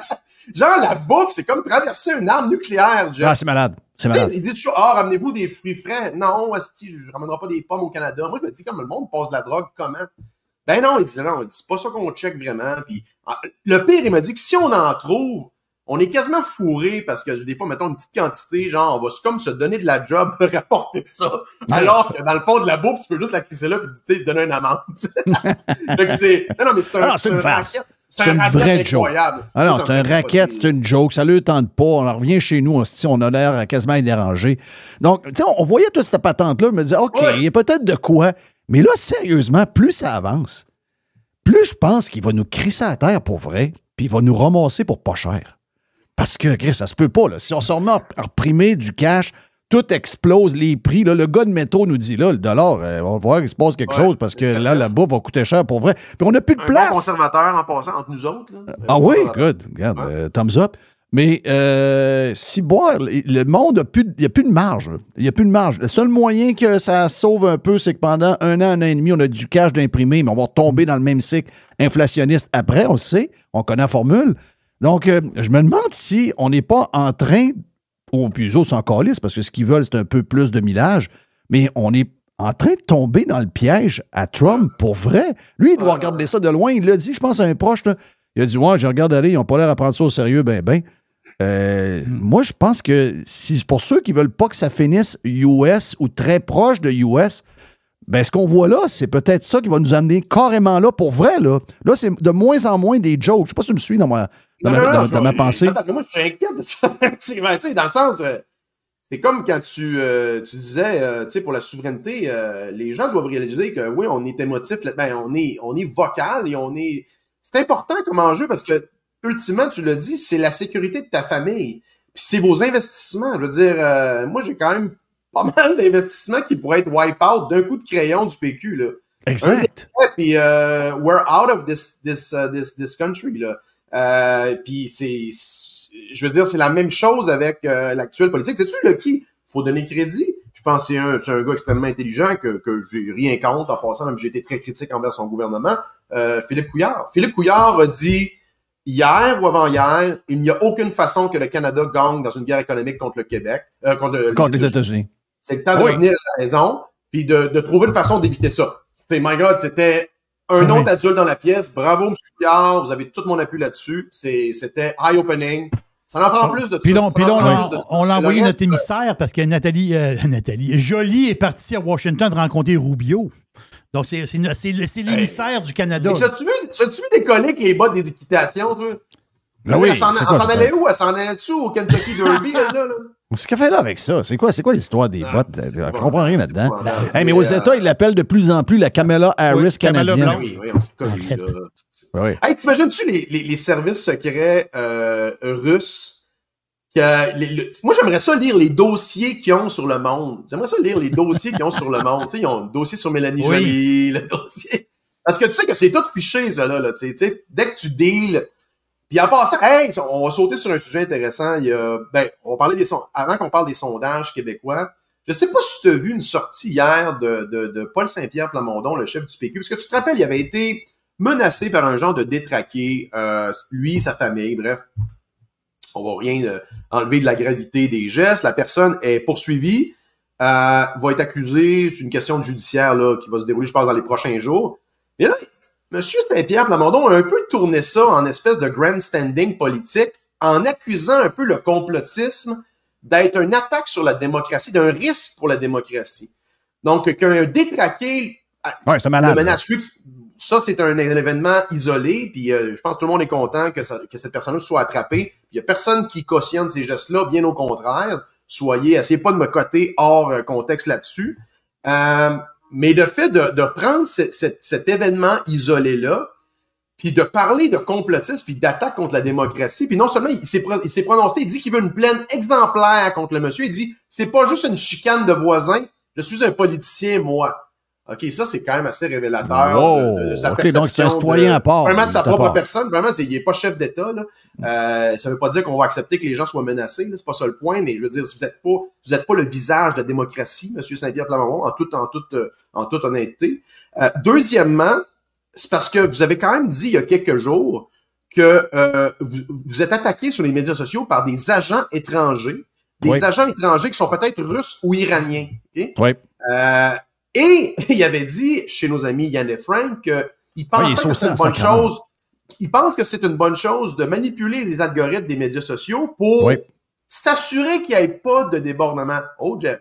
Comme j'avais dit dans mon papier, d'ailleurs, vous allez lire mon dernier blog, Paul Saint-Pierre Plamondon et la maladie du technocrate socialiste danois, parce qu'il a fait récemment référence à la maladie hollandaise pour caractériser l'économie du Québec et du Canada, ce qui est quand même un long shot, là. Donc, pour revenir à ça, fait que tu vois que ces gens-là sont toujours prêts à faire du grandstanding politique pour se présenter comme la victime d'un espèce de complot. C'est pas clair d'où ça vient, c'est des agents étrangers. Puis en passant, cet événement-là, M. Saint-Pierre Plamondon, ça vous discrédite comme potentiel futur leader international pour vous asseoir à la table des nations. Savez-vous que vous auriez à dealer avec des vrais agents étrangers? Moi, je connais du monde qui était autour de Stephen Harper, qui ont été en Ukraine en 2014, qui ont été harcelés en personne par des agents russes. Pensez-vous que ces gens-là qui sont allés brailler aux médias, puis ont pleuré, puis ont fait des conférences de presse? Mais non, c'est ça la vraie vie. C'est ça la vraie géopolitique. C'est ça le real politique. Les adultes sont capables de dealer avec ça. Ils vont prendre sur eux autres. Puis oui, je comprends que les familles ne devraient pas être touchées puis ne devraient pas être menacées. Puis mais content que cette personne-là soit accusée. Oui, mais malheureusement, ça fait partie... Malheureusement, OK? Puis moi, quand j'ai décidé, il y a nombreuses années, de brosser la cage un peu à la radio, je savais que j'allais m'attirer des affaires. Ma famille en a payé le prix aussi. Ils ont eu des menaces de se faire exploser la minivan. Ça a fini devant un juge en cour criminelle, etc., etc. J'ai eu à vivre cette patente-là. Ma femme a eu à vivre ça. Mes enfants ont eu à vivre ça. C'est plate en crise. Mais sérieusement, malheureusement, quand j'ai eu à faire le choix dans ma carrière de ne pas être un gérant de McDo, de faire ce que je faisais, je savais dans quoi je m'en allais. Et lui, il doit mettre ça dans ses probabilités que ça peut y arriver. Surtout quand tu es extrême dans ta manière de voir les choses. Il faut le dire. PSPP, de plus en plus il ouvre la bouche, même s'il a l'air d'un avocat posé, c'est un gars qui est de plus en plus extrême. Et les extrémistes vont attirer ces genres de personnes complètement cinglées, complètement débiles. Ça fait partie de la patente. Trump en attire, on l'a vu. Trump, ça ne semblait pas si grave. C'est un ennemi pour eux autres. Là, quand c'est quand c'est la bonne gang, c'est comme différent. Chris, malheureusement pour lui, ça fait partie de la game. Notre ami Éric Duhem pourrait en compter des bonnes aussi. Des menaces, il a reçu une, puis tant d'autres. Puis je pense qu'il a reçu des lettres de suicide aussi. Des gens qui sont suicidés parce qu'ils étaient découragés puis qui ont envoyé une lettre. Là. Oui, ça fait partie c'est arrivé, là. Puis Éric n'est pas allé dans les médias avec ça pour en faire un événement politique, au contraire. Ben, c'est ce qu'il a fait. C'est ce qu'il a fait. Il faut qu'il assume. Puis ton point sur les médias sociaux, puis je sais que il y a une genre de porte-parole du PQ qui t'a répondu, etc. C'est bizarre. Là. Premièrement, la directrice des communications du PQ qui sort comme genre le comte de Monte Cristo, toi qui arrive, c'est en discussion. Je me prononce pas généralement, mais je vais me prononcer sur ce sujet. La fille, elle a un PhD en écologie en passant. Là, ça vous donne une idée de la conception de la gouvernance interne au PQ. Là. Wow. Mais on nous dit non, c'est en train de virer à droite. C'est en train de virer à droite. Ça. Une question de temps. La directrice de communication PhD en écologie. Attaqué, puis lui, à sa famille, vous irez voir la mise au point que j'ai fait un instant parce qu'elle répondait à mon ami Jérôme Blanchet-Gravel, que j'aime beaucoup, qui fait un travail exceptionnel au Québec en passant avec sa plateforme. Si on avait plus de Jérôme Blanchet-Gravel au Québec, on serait probablement ailleurs, OK? Fait que c'est des gens qui posent des questions, des fois qui sont inconfortables. Et moi, je suis totalement d'accord avec ce que tu as dit tantôt. Je veux dire, je suis un peu dans la même situation. Ma famille a déjà été visée parce que j'ai dit des choses qui je veux dire, avec le recul, peut-être que ça brasse un peu, mais c'est loin d'être hors de l'acceptabilité traditionnel du débat public. Là. Voyons donc, man the fuck up, puis si ça vient trop chaud, sortez de la cuisine, c'est juste que je vous dis. Oui, exact. C'est ça le problème. On n'est plus capable de dealer avec rien. Mais d'abord, tu veux séparer un État et en faire un pays. Là. Non, exact. Ça risque de brasser en crise. Parce que là, souvent, dans les commentaires, parce que j'ai quand même pogné une pas pire talle là, de monde qui sont comme les chiens enragés de la souveraineté pressée, sont comme pas mal après moi.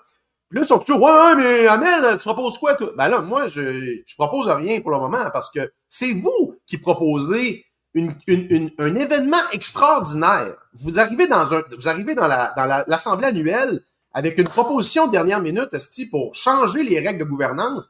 Ben, c'est à vous d'arriver avec un plan ficelé, clair, qui fait consensus à travers la société québécoise. Et on le voit, Jeff, puis là, ça commence à être maligne, que le mouvement souverainiste qui a 60 ans puis qui n'a pas de plan de constitution ni de déclaration d'indépendance, ben, le problème, c'est pas Amel puis Lyon qui pose des questions, là. C'est pas mal vous autres, là. Tu sais, fait que ça ne devrait pas être à nous autres à justifier là-dessus, là. Mais non, zéro. Nous autres, on veut pas. Nous autres, on a d'autres plans, là. On a d'autres projets, pas les leurs, mais on a d'autres affaires. Mais... Pour être clair, le statu quo, même si les choses ne changent pas, ça veut pas dire que je suis un amoureux du Canada, loin de là. Je veux dire, je déteste le régime Trudeau. Je pense que ça serait un gros pas en avant d'aller vers Pierre Poilievre, une gouvernance beaucoup plus décentralisée. D'ailleurs, ils le savent, c'est pour ça qu'ils capotent. Mais ça fait pas de moi un amoureux, ça fait pas de moi un capitaine Canada. Puis même, je le dis clairement, pour moi, le statu quo est moins risqué que leur projet sans des balises claires, a priori. Oui. OK? A priori. Ben oui. Ça, c'est clair pour moi, là. Ben oui. Parlant de sondage... D'ailleurs, juste te dire, parlant de sondage aussi, juste avant de finir ce sujet-là, Mr. White a fait un sondage quand même. Tu sais, Mr. White n'a pas un compte de 100 000... Mais il y a eu quasiment 5 000 personnes qui ont répondu à la question... Cette question-là, est-ce que le Québec, on garde le statu quo? Est-ce que le Québec, donc, reste dans le Canada? Est-ce que le Québec se sépare? Est-ce que le Québec devrait s'en aller avec les États-Unis? Donc, beaucoup de monde. Je comprends qu'il a dépassé 150 personnes qui votent. Il n'y a rien qui change, même après 5000, mais c'est quand même un échantillonnage pas pire. Puis il y a eu beaucoup de sharing. Donc, je probablement qu'on est sorti un peu de la chambre d'écho, là. Mais une chose que je remarque, OK, très, très fortement US, mais ce que je remarque, c'est comment personne veut un pays. Puis je comprends qu'on va nous montrer un sondage, les 18-34 sont favorables, etc., etc.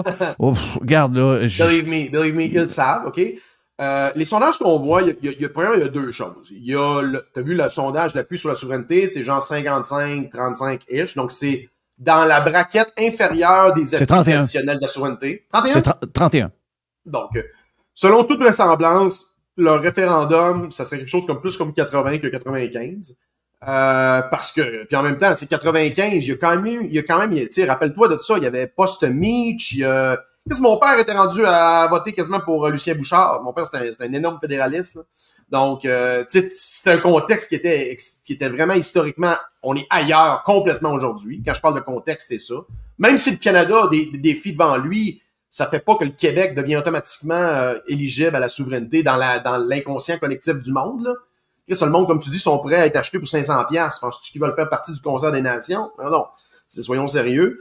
Mais dans les sondages, c'est ça. C'est que je pense que le problème aussi, c'est l'interconnexion, la fluidité des votes entre le PQ puis la CAQ, puis dans une certaine mesure, le QS. OK? Parce que le PQ a monté parce que la CAQ a baissé. C'est une espèce de 1 pour 1, si tu veux. Fait qu'à partir du moment où, avec l'opération qu'on a dit tantôt, où Legault réussit à se remonter, puis il y a aussi, je pense, le fait qu'il va arriver que plus PSPP va parler en avançant dans le temps, s'il est challengé le moindrement sur le référendum, moi, je pense qu'il va baisser. Parce qu'on va comprendre que c'est tout croche. Puis il y a une partie des appuis substantiels au PQ actuel qui voteraient non à un référendum. Donc, inévitablement, le PQ va baisser. Et la division du vote là-dedans, Jeff, dans une bataille électorale, dans certains coins du Québec, ça que le PCQ à 11%, on voudrait que ça soit plus haut, mais je pense que c'est possible de monter. Puis ça va être intéressant dans certains coins, comme par exemple Québec, Beauce, Chaudière-Appalaches, centre du Québec. Ouais. Le PCQ là, peut se faufiler dans une bataille à 2 ou à 3 où les votes nationalistes vont se diviser entre eux autres, puis les boomers. Puis le PCQ doit tout aller all-in pour ramasser des voteurs qui normalement ne voteraient pas. OK? Les jeunes qui sont en crise, Les plus vieux qui sont tannés, je pense que tu as le potentiel d'avoir une base électorale qui peut changer le portrait électoral au Québec. Puis Éric, actuellement, doit faire son nid. Il n'y a aucun intérêt d'aller dans un discours nationaliste / autonomiste. Tous ces votes-là sont l'autre bord. Il doit être clair là-dessus. Il doit mettre tous ces partis-là dans le même panier. Il dit le modèle québécois qui fait que à peu près tous les problèmes que vous avez, puis pourquoi vous n'êtes pas capable d'acheter une maison, on comprend, oui, c'est mondial, mais il y a tous les problèmes actuels qui affligent le Québec. Ils veulent tous utiliser la même formule à quelques variables près. C'est nous qui avons une solution. C'est ça qu'il doit aller, puis il doit y aller all-in. Je t'écoutais, là. Je veux dire, j'applaudissais tout seul chez nous. Je veux dire, regarde la dynamique médiatique de l'élection de Trump. Trump a gagné pourquoi? Genre, je lisais des analyses là-dessus. Trump a gagné. Trump n'est pas moins fou qu'en 2016. Le gars dit encore n'importe quoi de temps en temps. On le sait. Mais Trump est arrivé avec une réelle coalition qui a su démontrer que, regardez, l'Amérique est rendue où? C'est à cause d'eux autres. Il faut reprendre le même concept avec la nouvelle vague, que moi j'appelle la nouvelle droite, qui là-dedans, en passant, il y a des anciens gauchistes qui ont vu à quel point, remarque à quel point, regarde les réponses en bas des tweets de PSPP, tout ça, comment il y a des gens qui disent, moi j'étais souverainiste avant, quand je vous l'ai vu en 2020, le pays avec vous autres, jamais. Ces gens-là voteront plus jamais PQ. Toute la génération qui s'est réveillée aussi avec ça. Je pense qu'il y a une coalition de gens de la nouvelle droite, qui n'est pas nécessairement purement économique, ou ces gens-là ne vont pas lire Milton Friedman le soir, mais ils savent que le problème actuellement, c'est l'État tentaculaire, puis l'État de contrôle, puis ces gens-là veulent plus d'État. Éric doit déchirer sa chemise là-dessus. Puis sais-tu quoi? Éric, c'est un vrai gars de droite. Le monde le sort des fois, ouais, mais il était au bloc. Sa position constitutionnelle en 80, avec qui il couchait, I don't give a fuck. Éric, là, le sait que l'État est problématique. Il le sait que l'argent s'en va pour mourir à Ottawa et à Québec. Il le sait, puis il est capable de le défendre, puis il le fait brillamment. Mais il faut qu'il tweak un peu la machine, puis qu'il saute un petit peu plus dans le mêlée. Puis écoute, la seule raison qu'il devrait être dans les médias, c'est de faire des points de presse un peu edgy, dans le sens que pour provoquer un peu les médias, puis que t'ailles Jim sur le côté avec des caméras qui filment pour les exposer. Pierre Poilievre a commencé à monter quand, Jeff? Tu te rappelles-tu? C'est ses vidéos sur le web. Il a commencé à monter quand il était critique c'était Scheer ou l'autre. Parce que là, il a commencé à faire des vidéos en tant que porte-parole des finances. Puis après, dans la course à la chefferie, puis par la suite comme chef d'opposition, les interactions avec les médias malhonnêtes. Ils sont malhonnêtes. Ils sont très malhonnêtes. Oui, il faut les insulter, il faut les brasser, il faut les insulter, les brasser. Oh oui. Ces gens-là, je vais y dire à travers notre antenne, Éric, ces gens-là te détestent. Oui. Ils nous détestent. OK? Ils te méprisent. Même si tu te reçois, puis même si tu connais du monde là-dedans, everything you stand for, they hate you. OK? Ben oui, exact. Les gens te font confiance pour stand up contre ces gens-là. Ça ne veut pas dire d'envoyer chier les journalistes. Tu peux le faire de manière, je pense, polie, mais il faut l'exposer. Puis si tu peux pas le faire, it's done deal. It's done deal. It's over. Et voilà pour Joe Hamel. On a encore un autre 20-30 minutes avec Joe sur la version Prime de Radio Pirate. On prend un petit break et on revient avec Yann et Frank parce qu'on est mercredi. Broadcasting from the den. Radiopirate.com. Radio Pirate. Do you like it? Yeah. RadioPirate.com. Bon, on a réussi à se brancher. Yann est là, Frank est là. Les boys, vous êtes salués. Toujours le fun le mercredi. On fait un genre de petit 25 punché parce que faut aller manger à un moment donné. Et Jerry me dit, Jeff, oui, j'aimerais, avec Yann et Frank, être celui qui amène le sujet du jour. Un des sujets. C'est une réflexion que j'ai eue l'autre soir. Tu sais, la fin de semaine, à un moment donné, tu as une coupe de bière de prix, un petit scotch, tu es dans le spa. Des fois, est-ce que tu prends des scotch à 55$ le verre, toi, parce que t'es... Non, moi, je suis pauvre. Ah, OK, t'es pas comme un FTQ. Oui, c'est ça. Non, c'est ça. Le scotch FTQ, il est plus dispendieux un peu. Mais moi, je prends un scotch, des très bons scotch, plus abordables, il n'y a aucun problème. Ma réflexion, elle vient que... Moi, je suis un bonhomme, j'ai 59 ans, OK? Et... qu'est-ce qu'on entend parler présentement? On entend parler d'histoires d'indépendance, le PQ, telle affaire. Tu sais, le PQ, il parle de ça tout le temps, bing, bang, bang, bang, bas côté, puis on est dans cette mouvance-là. Ben, un peu provoqué par Trump, on va se le dire. Provoqué par Trump, exactement aussi, ça. Exactement ça. Puis en ce moment, tu sais, il faut le dire, ça brasse. Là, les sujets, ça brasse. Mais moi, en 1980, j'avais 15 ans. Moi, j'avais 15 ans. Et je me souviens très bien du référendum de 80 parce que mes parents, moi, ils étaient séparatistes. Moi, j'ai travaillé à un moment donné pour le mouvement étudiant pour le oui. J'avais 15 ans. Là. Ça brasse. Là, ça parle de politique, telle affaire. Et il y avait quelque chose de particulier en 1980.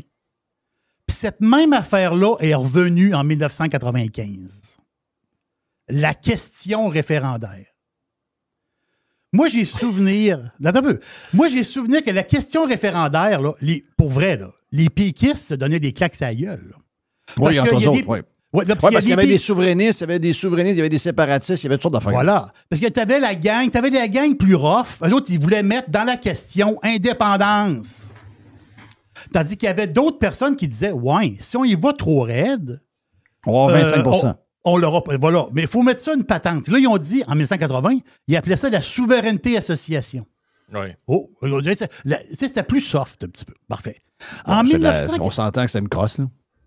Non, je sais. Mais en 1995, c'est plus récent un peu, la question référendaire, il y a eu encore des problèmes. Fabriquer la question, c'était autant de problèmes qu'en 1980.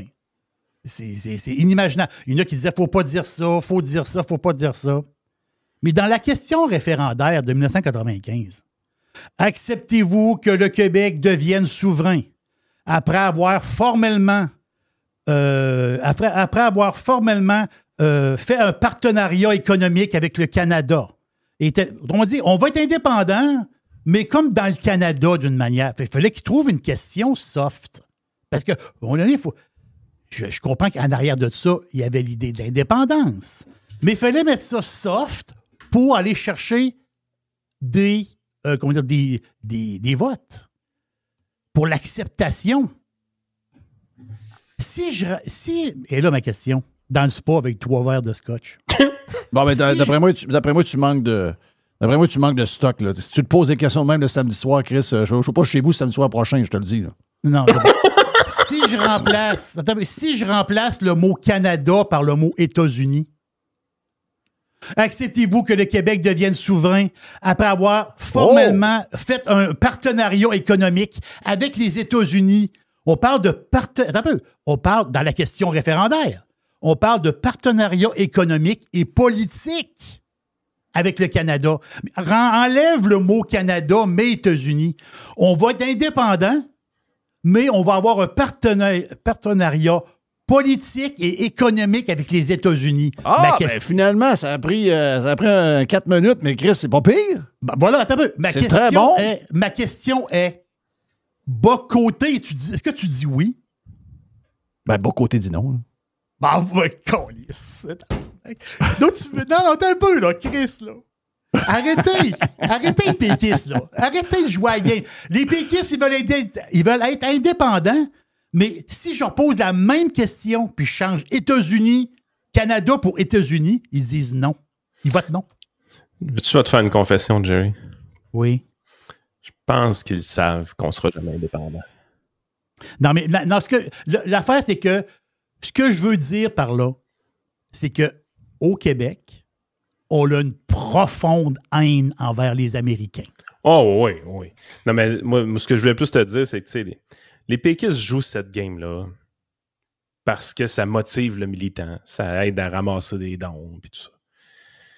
Puis tu sais, Bock-Côté, l'architecte, il veut son référendum. Il était malheureusement trop jeune en 95 pour l'avoir vécu, le trip d'autobus. Fait qu'il veut son trip d'autobus, puis il va l'avoir. Oui.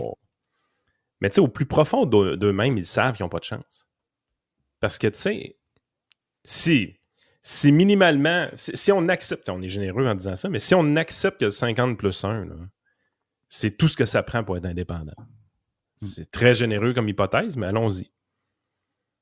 Serais-tu assez fou pour le faire à 50+1 pour vrai? Oh oui. Ça, j'ai pas de misère avec ça. Là. Mais la journée que tu es à 35, même un peu en bas de 35. C'est 31 dans le dernier. C'est 31 dans le dernier sondage. Oui. C'est ça. La journée que tu es à 31, Je veux dire, tout le monde comprend que si tu crois réellement que tu as une chance de faire un pays, tu es en mode séduction, puis pas à peu près. Il y a quelqu'un qui a séduit Mario Dumont en 94. Là. Il y a quelqu'un, un moment donné, qui s'est arrangé pour dire, ben là, il faut faire de la place dans l'autobus. On ne peut pas être juste notre gang. Puis la question, tu sais, ton idée de question très, très, très soft, pourquoi il y a des divisions puis tout ça, mais l'assouplissement de la question, c'est pour aller chercher plus de monde dans l'autobus. Exactement ça. Mais si, moi, je le mets. T'as-tu l'impression présentement que les péquistes sont en mode séduction, toi?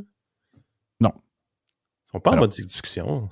Ils savent. Mais non, ils nous rejettent. Ils nous rejettent. Non. Ils sont en train, au contraire, sont en train de mettre plus clairement que jamais que leur option. C'est quoi l'option numéro 1? C'est quoi le point numéro 1? C'est quoi le patente de leur charte? L'article 1. L'article 1 pour le PQ, excusez-moi, c'est pas la souveraineté. C'est l'étatisme et le socialisme. Puis c'est ça qui nous prouve dans le débat actuel.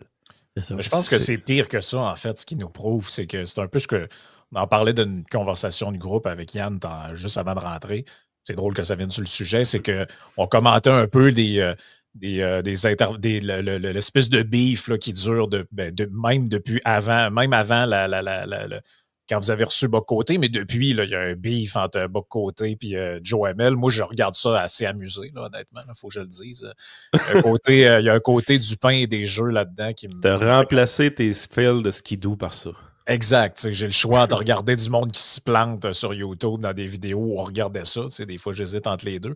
Puis, ce qui est révélateur de tout ça, c'est que tu te dis, c'est quand même l'indépendantisme québécois, un mouvement qui a des racines qui remontent assez loin, puis on peut remonter bien loin dans l'histoire, mais mettons dans sa forme politique telle qu'on la connaît, là, la première élection du PQ en 76, puis avant ça, ils ont eu quelques députés, puis le petit livre bleu Option Québec de René Lévesque, puis les premières années que Jean Lesage, puis tu te dis, depuis tout ce temps-là, non seulement la question à poser aux Québécois est l'objet d'un débat.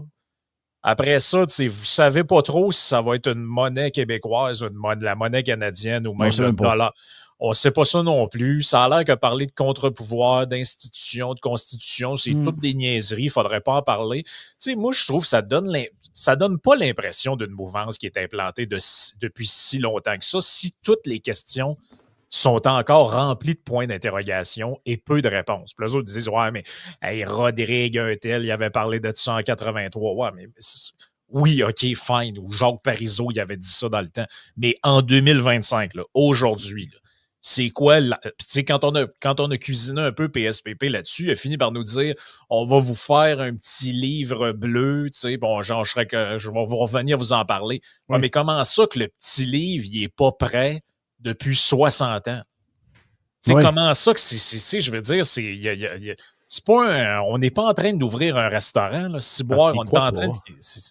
Il y a de quoi de fling... C'est très fling-flang. Moi, c'est ça que je trouve. Puis ça transparaît dans ces échanges-là, dans ces réponses-là, qui tombent très vite aux insultes. Puis, en même temps, tu l'as dit un peu dans notre conversation, on est le reflet de notre adversaire, généralement. Puis l'adversaire politique des péquistes est extrêmement faible depuis 15 ans. Là. La réalité, c'est que s'opposer au projet d'indépendance, c'est pas quelque chose qui était pertinent parce que justement, personne n'y croyait vraiment de toute façon. Puis dans le meilleur des mondes, tu te dis, OK, faisons la liste des vrais opposants au référendum gagnant. Là, tu vas avoir Denis Coderre avec ses rocheuses. Là, puis, l'opposition au PQ, c'est extrêmement fling-flang. Quand tu arrives, tu te dis, OK, on va jouer le jeu, les amis. Nous autres, de toute façon, personne ne nous écoute jamais, les gens à droite. Là. On est habitués de parler dans le vide. Vous aimez ça parler dans le vide avec l'indépendance. On va jouer votre jeu. On va vous amener sur le terrain démocratique. On va vous amener sur le terrain constitutionnel. Puis, jouons-le le jeu. Vous voulez le jouer, on va le jouer. Puis là, finalement, tu te dis, voyons, ils sont donc bien faibles au niveau démocratique, ils sont donc bien faibles au niveau constitutionnel. Ils sont pas organisés, ils sont pas prêts, ils sont désorganisés complètement. Mais ils n'ont jamais eu d'adversaire qui les a challengés là-dessus. Les libéraux sont au monde à cause de ça depuis toujours. On voit le vert. Ils n'ont pas réussi à y pousser assez loin pour qu'on sache c'est quoi la vraie histoire. Oui, sauf que la différence avec les critiques qu'on fait et les points qu'on soulève, c'est que tu remarqueras que c'est tous des points de politique publique, institutions, tout ça. Avant, c'est pas de ça qu'on jasait. Et c'est pas sur ce terrain-là qu'ils sont le plus chèque de confortables. pension. Ouais, mais le terrain où ils sont le plus confortables, c'est le terrain identitaire et émotionnel. Notre langue, on va perdre notre langue, on va perdre notre culture, les religions, les immigrants, tout ça. Là-dessus, ils sont confortables de jaser de ces sujets-là parce qu'il n'y a pas d'implication constitutionnelle, il n'y a pas d'implication économique au truc. Quand tu les amènes sur le discours économique, bon là, ils te sortent le budget de l'an 1 puis 3-4 patentes, là, mais c'est tout le temps là-dessus que c'est le plus faible. C'est tout le temps sur ces... Et là, je pense que ce qu'ils n'attendaient pas, c'est de se faire questionner sur ouais, mais les droits, tu sais, parce que l'exercice mental que Jerry faisait tantôt est quand même révélateur. Moi, ça fait longtemps que je pense aussi que si tu leur dis OK, on va faire un deal avec vous autres. On fait un Québec indépendant demain matin. Par contre, moi, dans ma constitution, les droits individuels font en sorte que loi 21, loi 96, je pense que ça ne marchera pas, ça va être illégal. T'embarques-tu pareil? Moi, je pense que la réponse, c'est non. Non, il n'y en a pas. Fait que, en fait, eux-mêmes n'en mettent des. Ils disent tout le temps, vous mettez des conditions, vous êtes comme QS, vous voulez embarquer juste ça fait votre affaire. Mais vous aussi, vous voulez embarquer juste ça fait votre affaire. Je suis à la même place que toi. Mettons qu'ils sont capables de voir dans le futur. OK? Mettons qu'on les écoute. Là. Régent Tremblay me dit la même chose hier. Régent me dit oh non, dis-moi, je suis un peu comme. Boc-Côté. Il dit allons-y, puis après ça, puis pourtant, c'est un gars de plus en plus à droite, Régent, là, mais il est très nationaliste. Puis il dit le PQ, ben garde, on les tassera après. On mettra Éric Duhem après. Donc, c'est nous autres, on va se faire tasser. Oui, c'est ça. C'est exactement ça. Parce que, mettons qu'on est capable, on est capable de voir dans une boule tout ce qui va arriver pour les 40 prochaines années. OK, voici, le Québec décide d'y aller de son bord. Bon, il prend la monnaie américaine. Oui, on va le prendre l'histoire à Jerry. Prends la monnaie américaine. Oui. Parce que dollar américain, libre circulation, les frontières ouvertes, puis libre-échange, puis toute la patente, là. Et c'est bon. OK, mais mettons que même là, pendant le référendum, on ne voit pas ça. Là. Mais ils ont une boule de cristal, puis quelqu'un qui dit hey, je viens de voir dans le futur. Mais qu'on fasse le pays, on perd le contrôle complètement. Si 3 ans après, il arrive deux partis politiques hyper organisés, ils sont hyper de droite. Effectivement, ils ouvrent la frontière, réussissent à écrire la Constitution qu'on n'a pas réussi à finir parce qu'on est des tout croches. Finalement, c'est basé quasiment sur la Constitution américaine.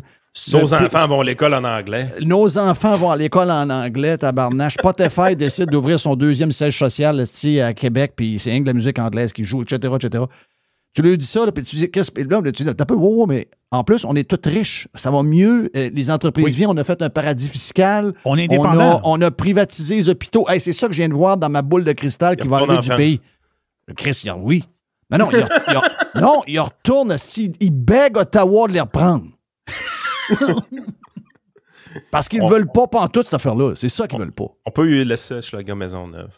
on peut facilement. Avec le tuyau qui pète. On peut tout le laisser ça sans problème.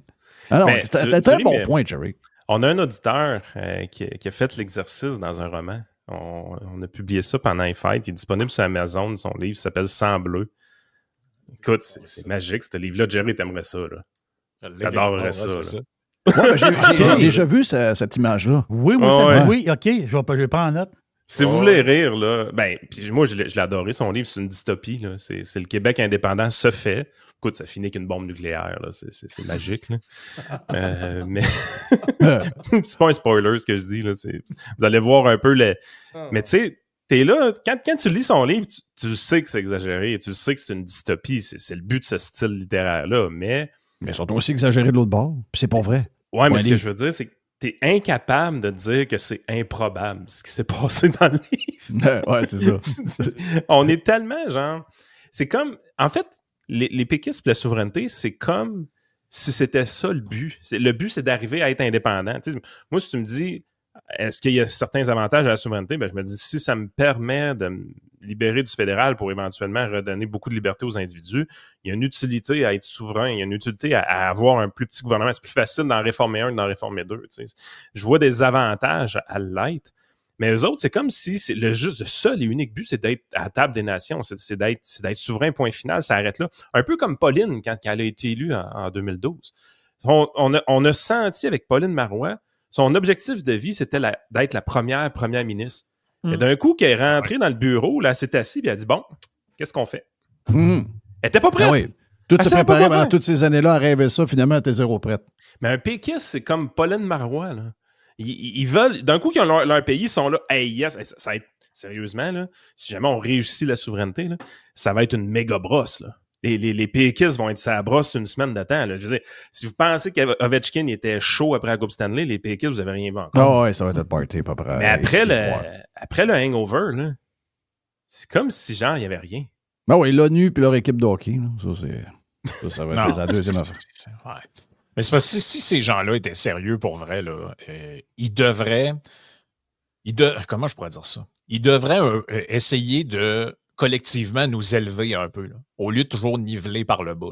Et puis, je pense que l'exemple des derniers jours avec le départ d'Amazon, ça montre bien ça.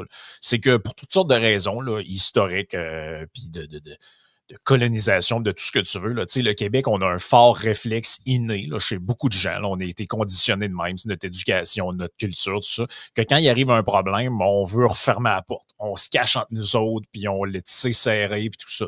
C'est sûrement un réflexe de survie qui nous a été utile là, dans jadis naguère. Là. Mais aujourd'hui, c'est pas avec ça que tu vas fabriquer un pays libre et prospère. Tu sais, le fait que il y a des entreprises qui viennent, qui décident, qui ferment les portes, qui crissent le camp et que notre réflexe collectif, c'est pas de réfléchir à dire qu'est-ce qu'on peut faire pour être meilleur, comment on peut attirer le monde ici, comment on peut faire de la business, comment on peut être plus riche que les autres. C'est qu'est-ce que je pourrais boycotter? Fermer Netflix, fermer Spotify. Ça, c'est des réflexes. Ça en est des vrais réflexes de coloniser, là, de genre l'étranger est pas fin, on se referme sur nous-mêmes. Puis ça, là, c'est pas avec ça que tu construis l'avenir. Tu construis l'avenir avec des gens qui sont en crise parce que ça a fermé. Ouais, mais parce qu'ils veulent mieux. Ils veulent mieux, ils veulent pas. Tu sais, puis là, ça fait combien de fois qu'on joue dans ce film-là? Walmart, Target, tu sais, rappelez-vous. La vodka russe, joie le vert. La vodka russe, mais même à l'époque, tu sais, où Ikea était parti, là. Parce que c'est arrivé cette histoire-là, là, ben, t'avais toute une mouvance là-dessus, il ne faut plus acheter ces meubles-là. Puis, tu sais, moi, je trouve que c'est. Puis, tu sais, ça tombe rapidement à l'espèce de réflexe. Ouais, mais faudrait privilégier nos affaires, nos patentes, puis nos histoires. Mais excusez, là, mais nos entreprises, ils vont prospérer parce qu'ils vont grossir puis ils vont aller ailleurs. Donc, c'est la même chose pour les autres. Tu ne peux pas être content que Couche-Tard achète des dépanneurs au Japon ou je ne sais pas où, puis après ça, être pas content parce que des entreprises d'ailleurs viennent faire de la business. C'est ça le monde moderne, c'est ça l'économie de marché, c'est ça le libre-échange qui a une certaine limite. Fait que si tu veux être prospère, faut que tu aies un discours de winner. Moi, c'est un discours de loser que je vois là. Puis si tu veux faire un pays, tu peux pas le faire avec un discours de loser. Faut que s'il était sérieux, il faudrait qu'il combatte ça en disant que non, là, comme disait Parizeau, on se crache dans les mains, puis on recommence, là, puis on va être meilleur. Si tu entretiens ça, si tu vas nulle part avec ça. Il faut mettre fin aussi à la grande hypocrisie. Là. Je veux dire, on a une occasion en or présentement de parler de tarifs puis de protectionnisme. Tu sais, Donald Trump donne un Christy de bon show côté spectacle. Moi, de voir avec la menace de tarifs le gars de la Colombie rentrer la queue entre les deux jambes, je vous mentirai pas, je trouve ça drôle. Mais il y a des affaires quand même qui sont un peu tannantes là, de côté tarif. Là. Quand il arrive et qu'il dit que ça va être un tarif de 2 à 3 % à planète à grandeur, là, je fais « Oh, un peu. » Là, on prend des pas dans la mauvaise direction. Puis là, les Québécois s'offusent bien gros de ça, ce mouvement protectionniste-là aux États-Unis. Puis nous autres, on est des pro-libre-échange. Alors qu'en réalité, il y a une étude de Deloitte qui est sortie récemment. Elle était dans les journaux au matin. Éric Duhem en a parlé dans une entrevue qu'on a fait récemment avec lui. Dans cette étude-là, on parle du commerce interprovincial. Toutes les barrières à l'entrée possibles. Donc, il y a des tarifs qui s'appliquent, mais en plus de ça, il y a une tonne de règlements. Par exemple, une livre de beurre, il faut que ce soit emballé en aluminium. On ne peut pas avoir du beurre ontarien parce que les autres, ils l'emballent en papier ciré. Toutes ces petites merdes-là. Là.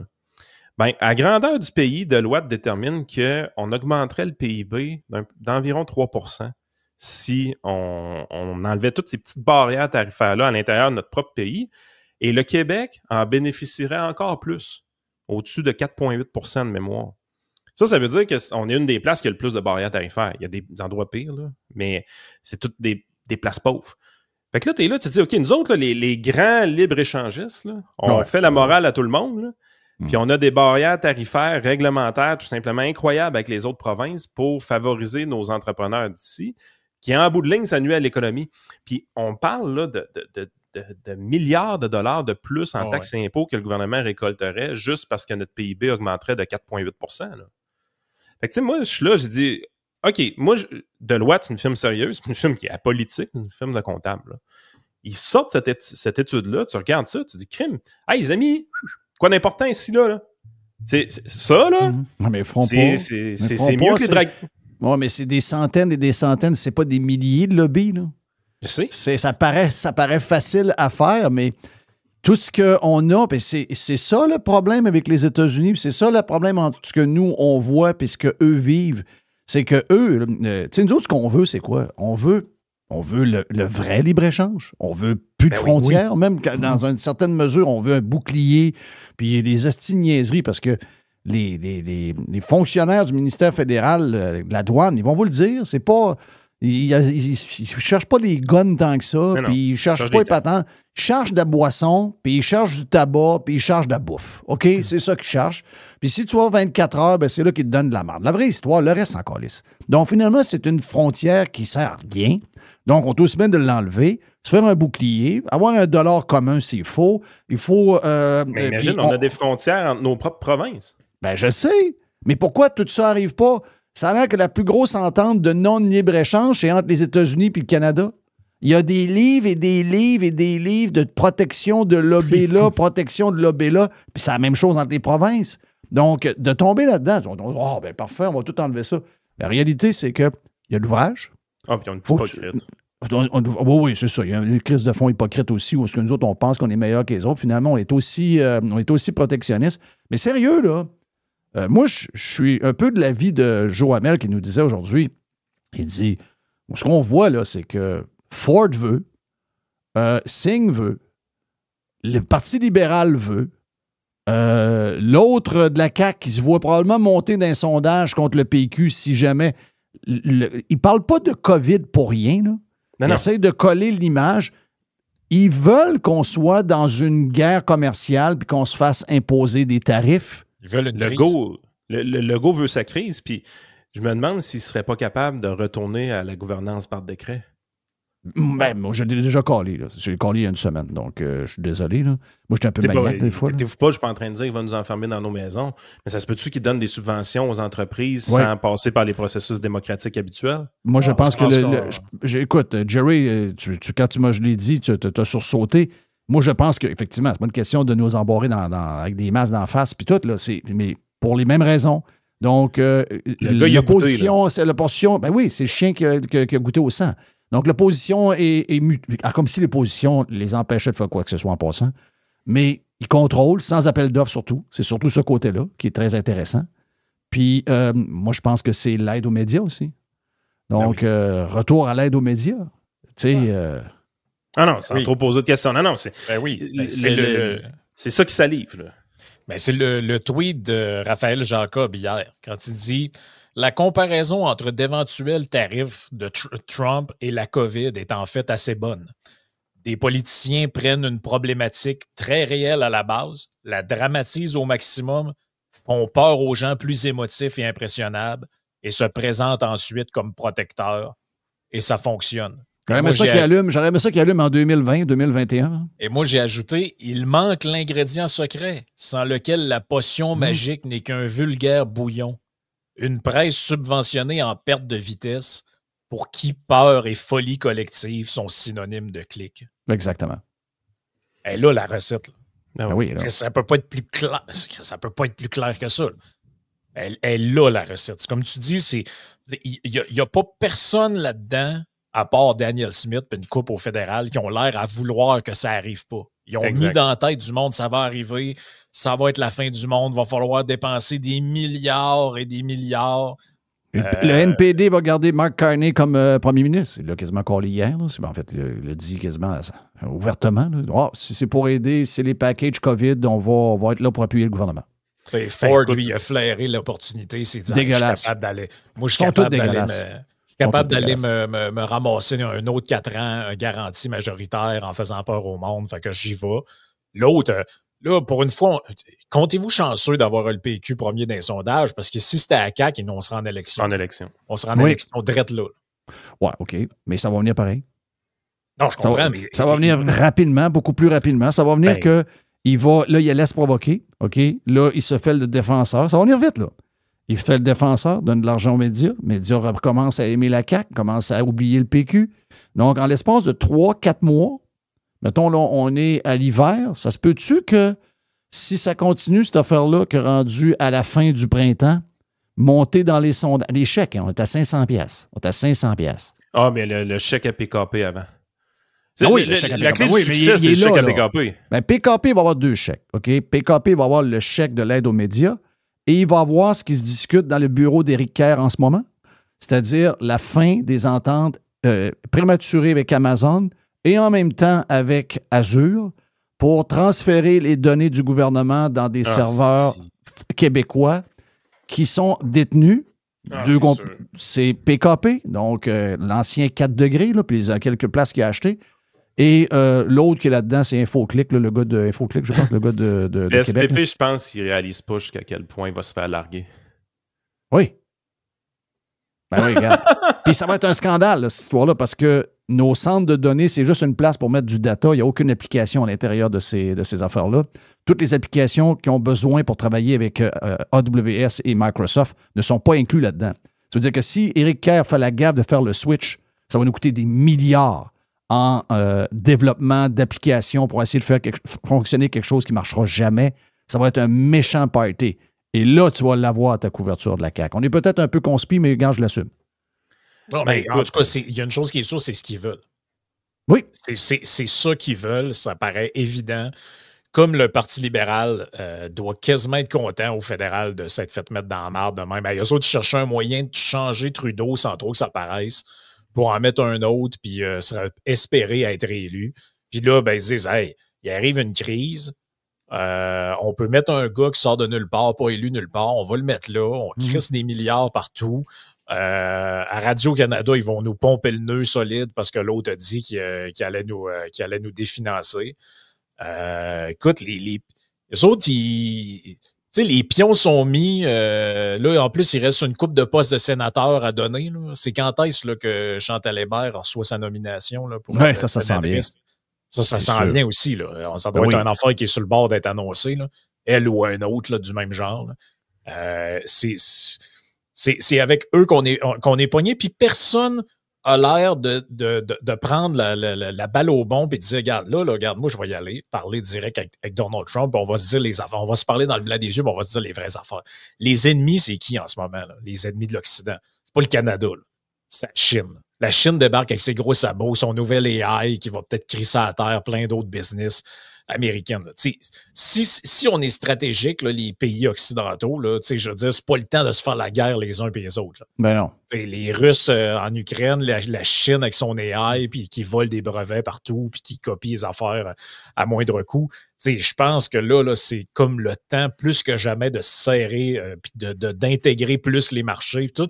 Mais on choisit d'aller, puis ça, c'est de la faute à Trump à quelque part là-dedans aussi, mais je pense qu'on a une part à jouer là-dedans. Là. C'est-à-dire, là, qu'est-ce que tu veux, Chris? Parce que le Canada et les États-Unis, on s'est battus dans 2 guerres mondiales ensemble.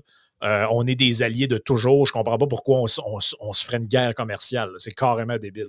Mais écoute, moi, j'achète l'idée. Sérieusement, là, PKP, Amazon, toute cette affaire-là, j'ai tendance à dire que ça pourrait arriver parce que, écoute, PKP, la meilleure chose qui ne peut pas y arriver, c'est d'avoir PQ 1.0 puis 2.0, c'est la même scène. Là. Ben oui. Il peut jouer avec eux autres. Il peut jongler avec eux autres là, au bout. Là. Puis on l'a vu avec Mark Carney. Je veux dire, l'électorat qui reste accroché à TVA, oui, il est plus âgé. Puis oui, dans 15 ans, il est plus là, cet électorat-là. Mais il est encore là. Il y a encore un certain pouvoir. Il vote en sacrament. Exact. Il y a encore la capacité de dire je suis capable. Tu sais, quand François Legault se fait larguer dans la 2e semaine de campagne 2022 par PKP, puis qu'on commence à pomper PSPP à ce moment-là, c'est un message qui est envoyé à François Legault par PKP. C'est-à-dire, hey, oublie pas que c'est moi qui décide. Puis il fait faire un Christy de tour de coffre de char depuis ce temps-là. Là. Ah oui. Fait que, tu sais, à un moment donné, t'es là, tu te dis, c'est parfait. moi, je suis le premier à reconnaître. Je sais qu'ils sont mourants ailleurs dans le monde, mais on est 5 à 6 ans en retard au Québec. Exact. Ils sont encore très, très, très importants dans tout ce qui... Ils peuvent faire ce qu'ils... Ils ont monté PSPP. OK? Oh, oui. Ça dit-tu... Tu sais, PSPP, le pauvre gars, il va dire comme Jerry, il a gagné par chance. Il y a eu une histoire de vol. Après ça, il y a une équipe un peu... c'est du monde avec des... Je le dis, des jeans trop larges, trop longues, des lacets qui traînent à terre, des bottes d'hiver au mois d'octobre. C'est du monde qui n'a pas d'allure, OK? Zéro envergure, 0, 0, 0. Tu regardes ça, tu dis, tabarnak, c'est quoi cette gang-là? Et Chris, il a réussi à monter en haut, en avance, facile. Sont-tu forts? Arrêtons de dire qu'ils sont pas forts. Ailleurs dans le monde, il y a une grosse bête. Ici, les médias sont extrêmement forts. Mais regarde, Faut le dire. ce qu'ils sont capables de faire, je veux dire, Carney, c'est à toute fin pratique Justin Trudeau, là. Il n'y a pas de différence entre les deux. Mais ils sont tellement en train de le pomper que l'électorat dédié à Carney, éventuellement, va monter. On va vraiment voir... Tu sais, je pense pas que Pierre Poilievre va perdre l'élection, mais l'élection va être vraiment plus tight. Oui, c'est plus serré. C'est vraiment plus tight qu'on pense. Fait que là, t'es là, tu dis, c'est un méchant message, cette affaire-là. Mais je veux dire, qu'est-ce qui empêche réellement PKP de retourner vers la CAQ? C'est sûr qu'il le fera pas gratis. Mais si sincèrement, François Legault est capable d'y mettre sa table des services web, calvasse, man. Ça va arriver, là. Oublie pas, là, qu'on parle de plusieurs centaines de millions de dollars par année de contrats, là. On parle toujours de Québécois comme étant les médias, mais je disais, la business des médias est mourante. Là, ça vaut genre 40 millions, cette affaire-là. Ce qui vaut de l'argent, c'est le vrai Québécois avec Vidéotron puis toutes les autres petites entreprises connexes qui sont, oui, maintenant dans les puis ils ont acheté des centres de data il y a quelques années. Écoute, bravo à lui. Mais c'est la nerf de la guerre, c'est pas pour rien. Là. Il sait qu'au Québec, le business du data center, c'est le gouvernement. Là. On est à une coupe de chèques de voir PSPP se faire larguer. Carrément. Là. Puis tu sais, Jolin Barrette, il est là avec sa constitution. Puis tu sais, je veux dire, sérieusement, il se met beau, là. La CAQ est en train de se mettre belle pour PKP. Là. Exact. Hey, thank you, guys. Je vous envoie manger. Je vois que Frank a faim. Là. Donc, est-ce que Frank... Jerry a faim aussi. Puis Mr. One m'a dit, je suis dû pour un lunch. Yann, je ne sais pas ce que tu es rendu dans ta journée, mais je vois qu'il y a plusieurs qui ont... C'est fait. Je veux savoir si Frank va avoir sa carte pour aller aux conférences de presse là, avec Mme Lévitte. Ah ouais, j'aimerais bien ça. Oui, mais attention, là. Mais c'est ouvert à tout le monde, là. Ça va être ouvert à tout le monde. Là. Moi, en fait, ce que je suis déçu, c'est que moi, j'ai pris ma carte du Parti libéral au fédéral parce que je voulais voter pour l'hindou là, qui parle ni français ni anglais. Et puis là, ils l'ont retiré de la course.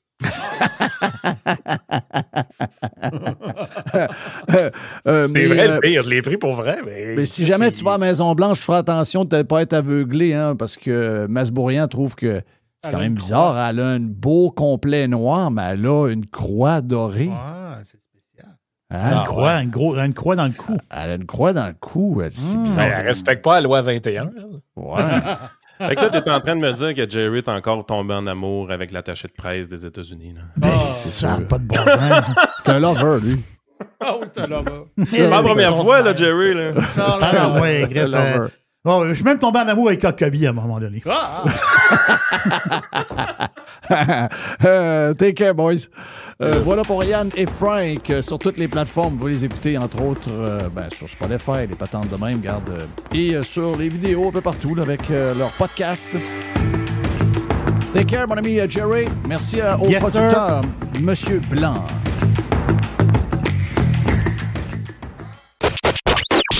RadioPirate.com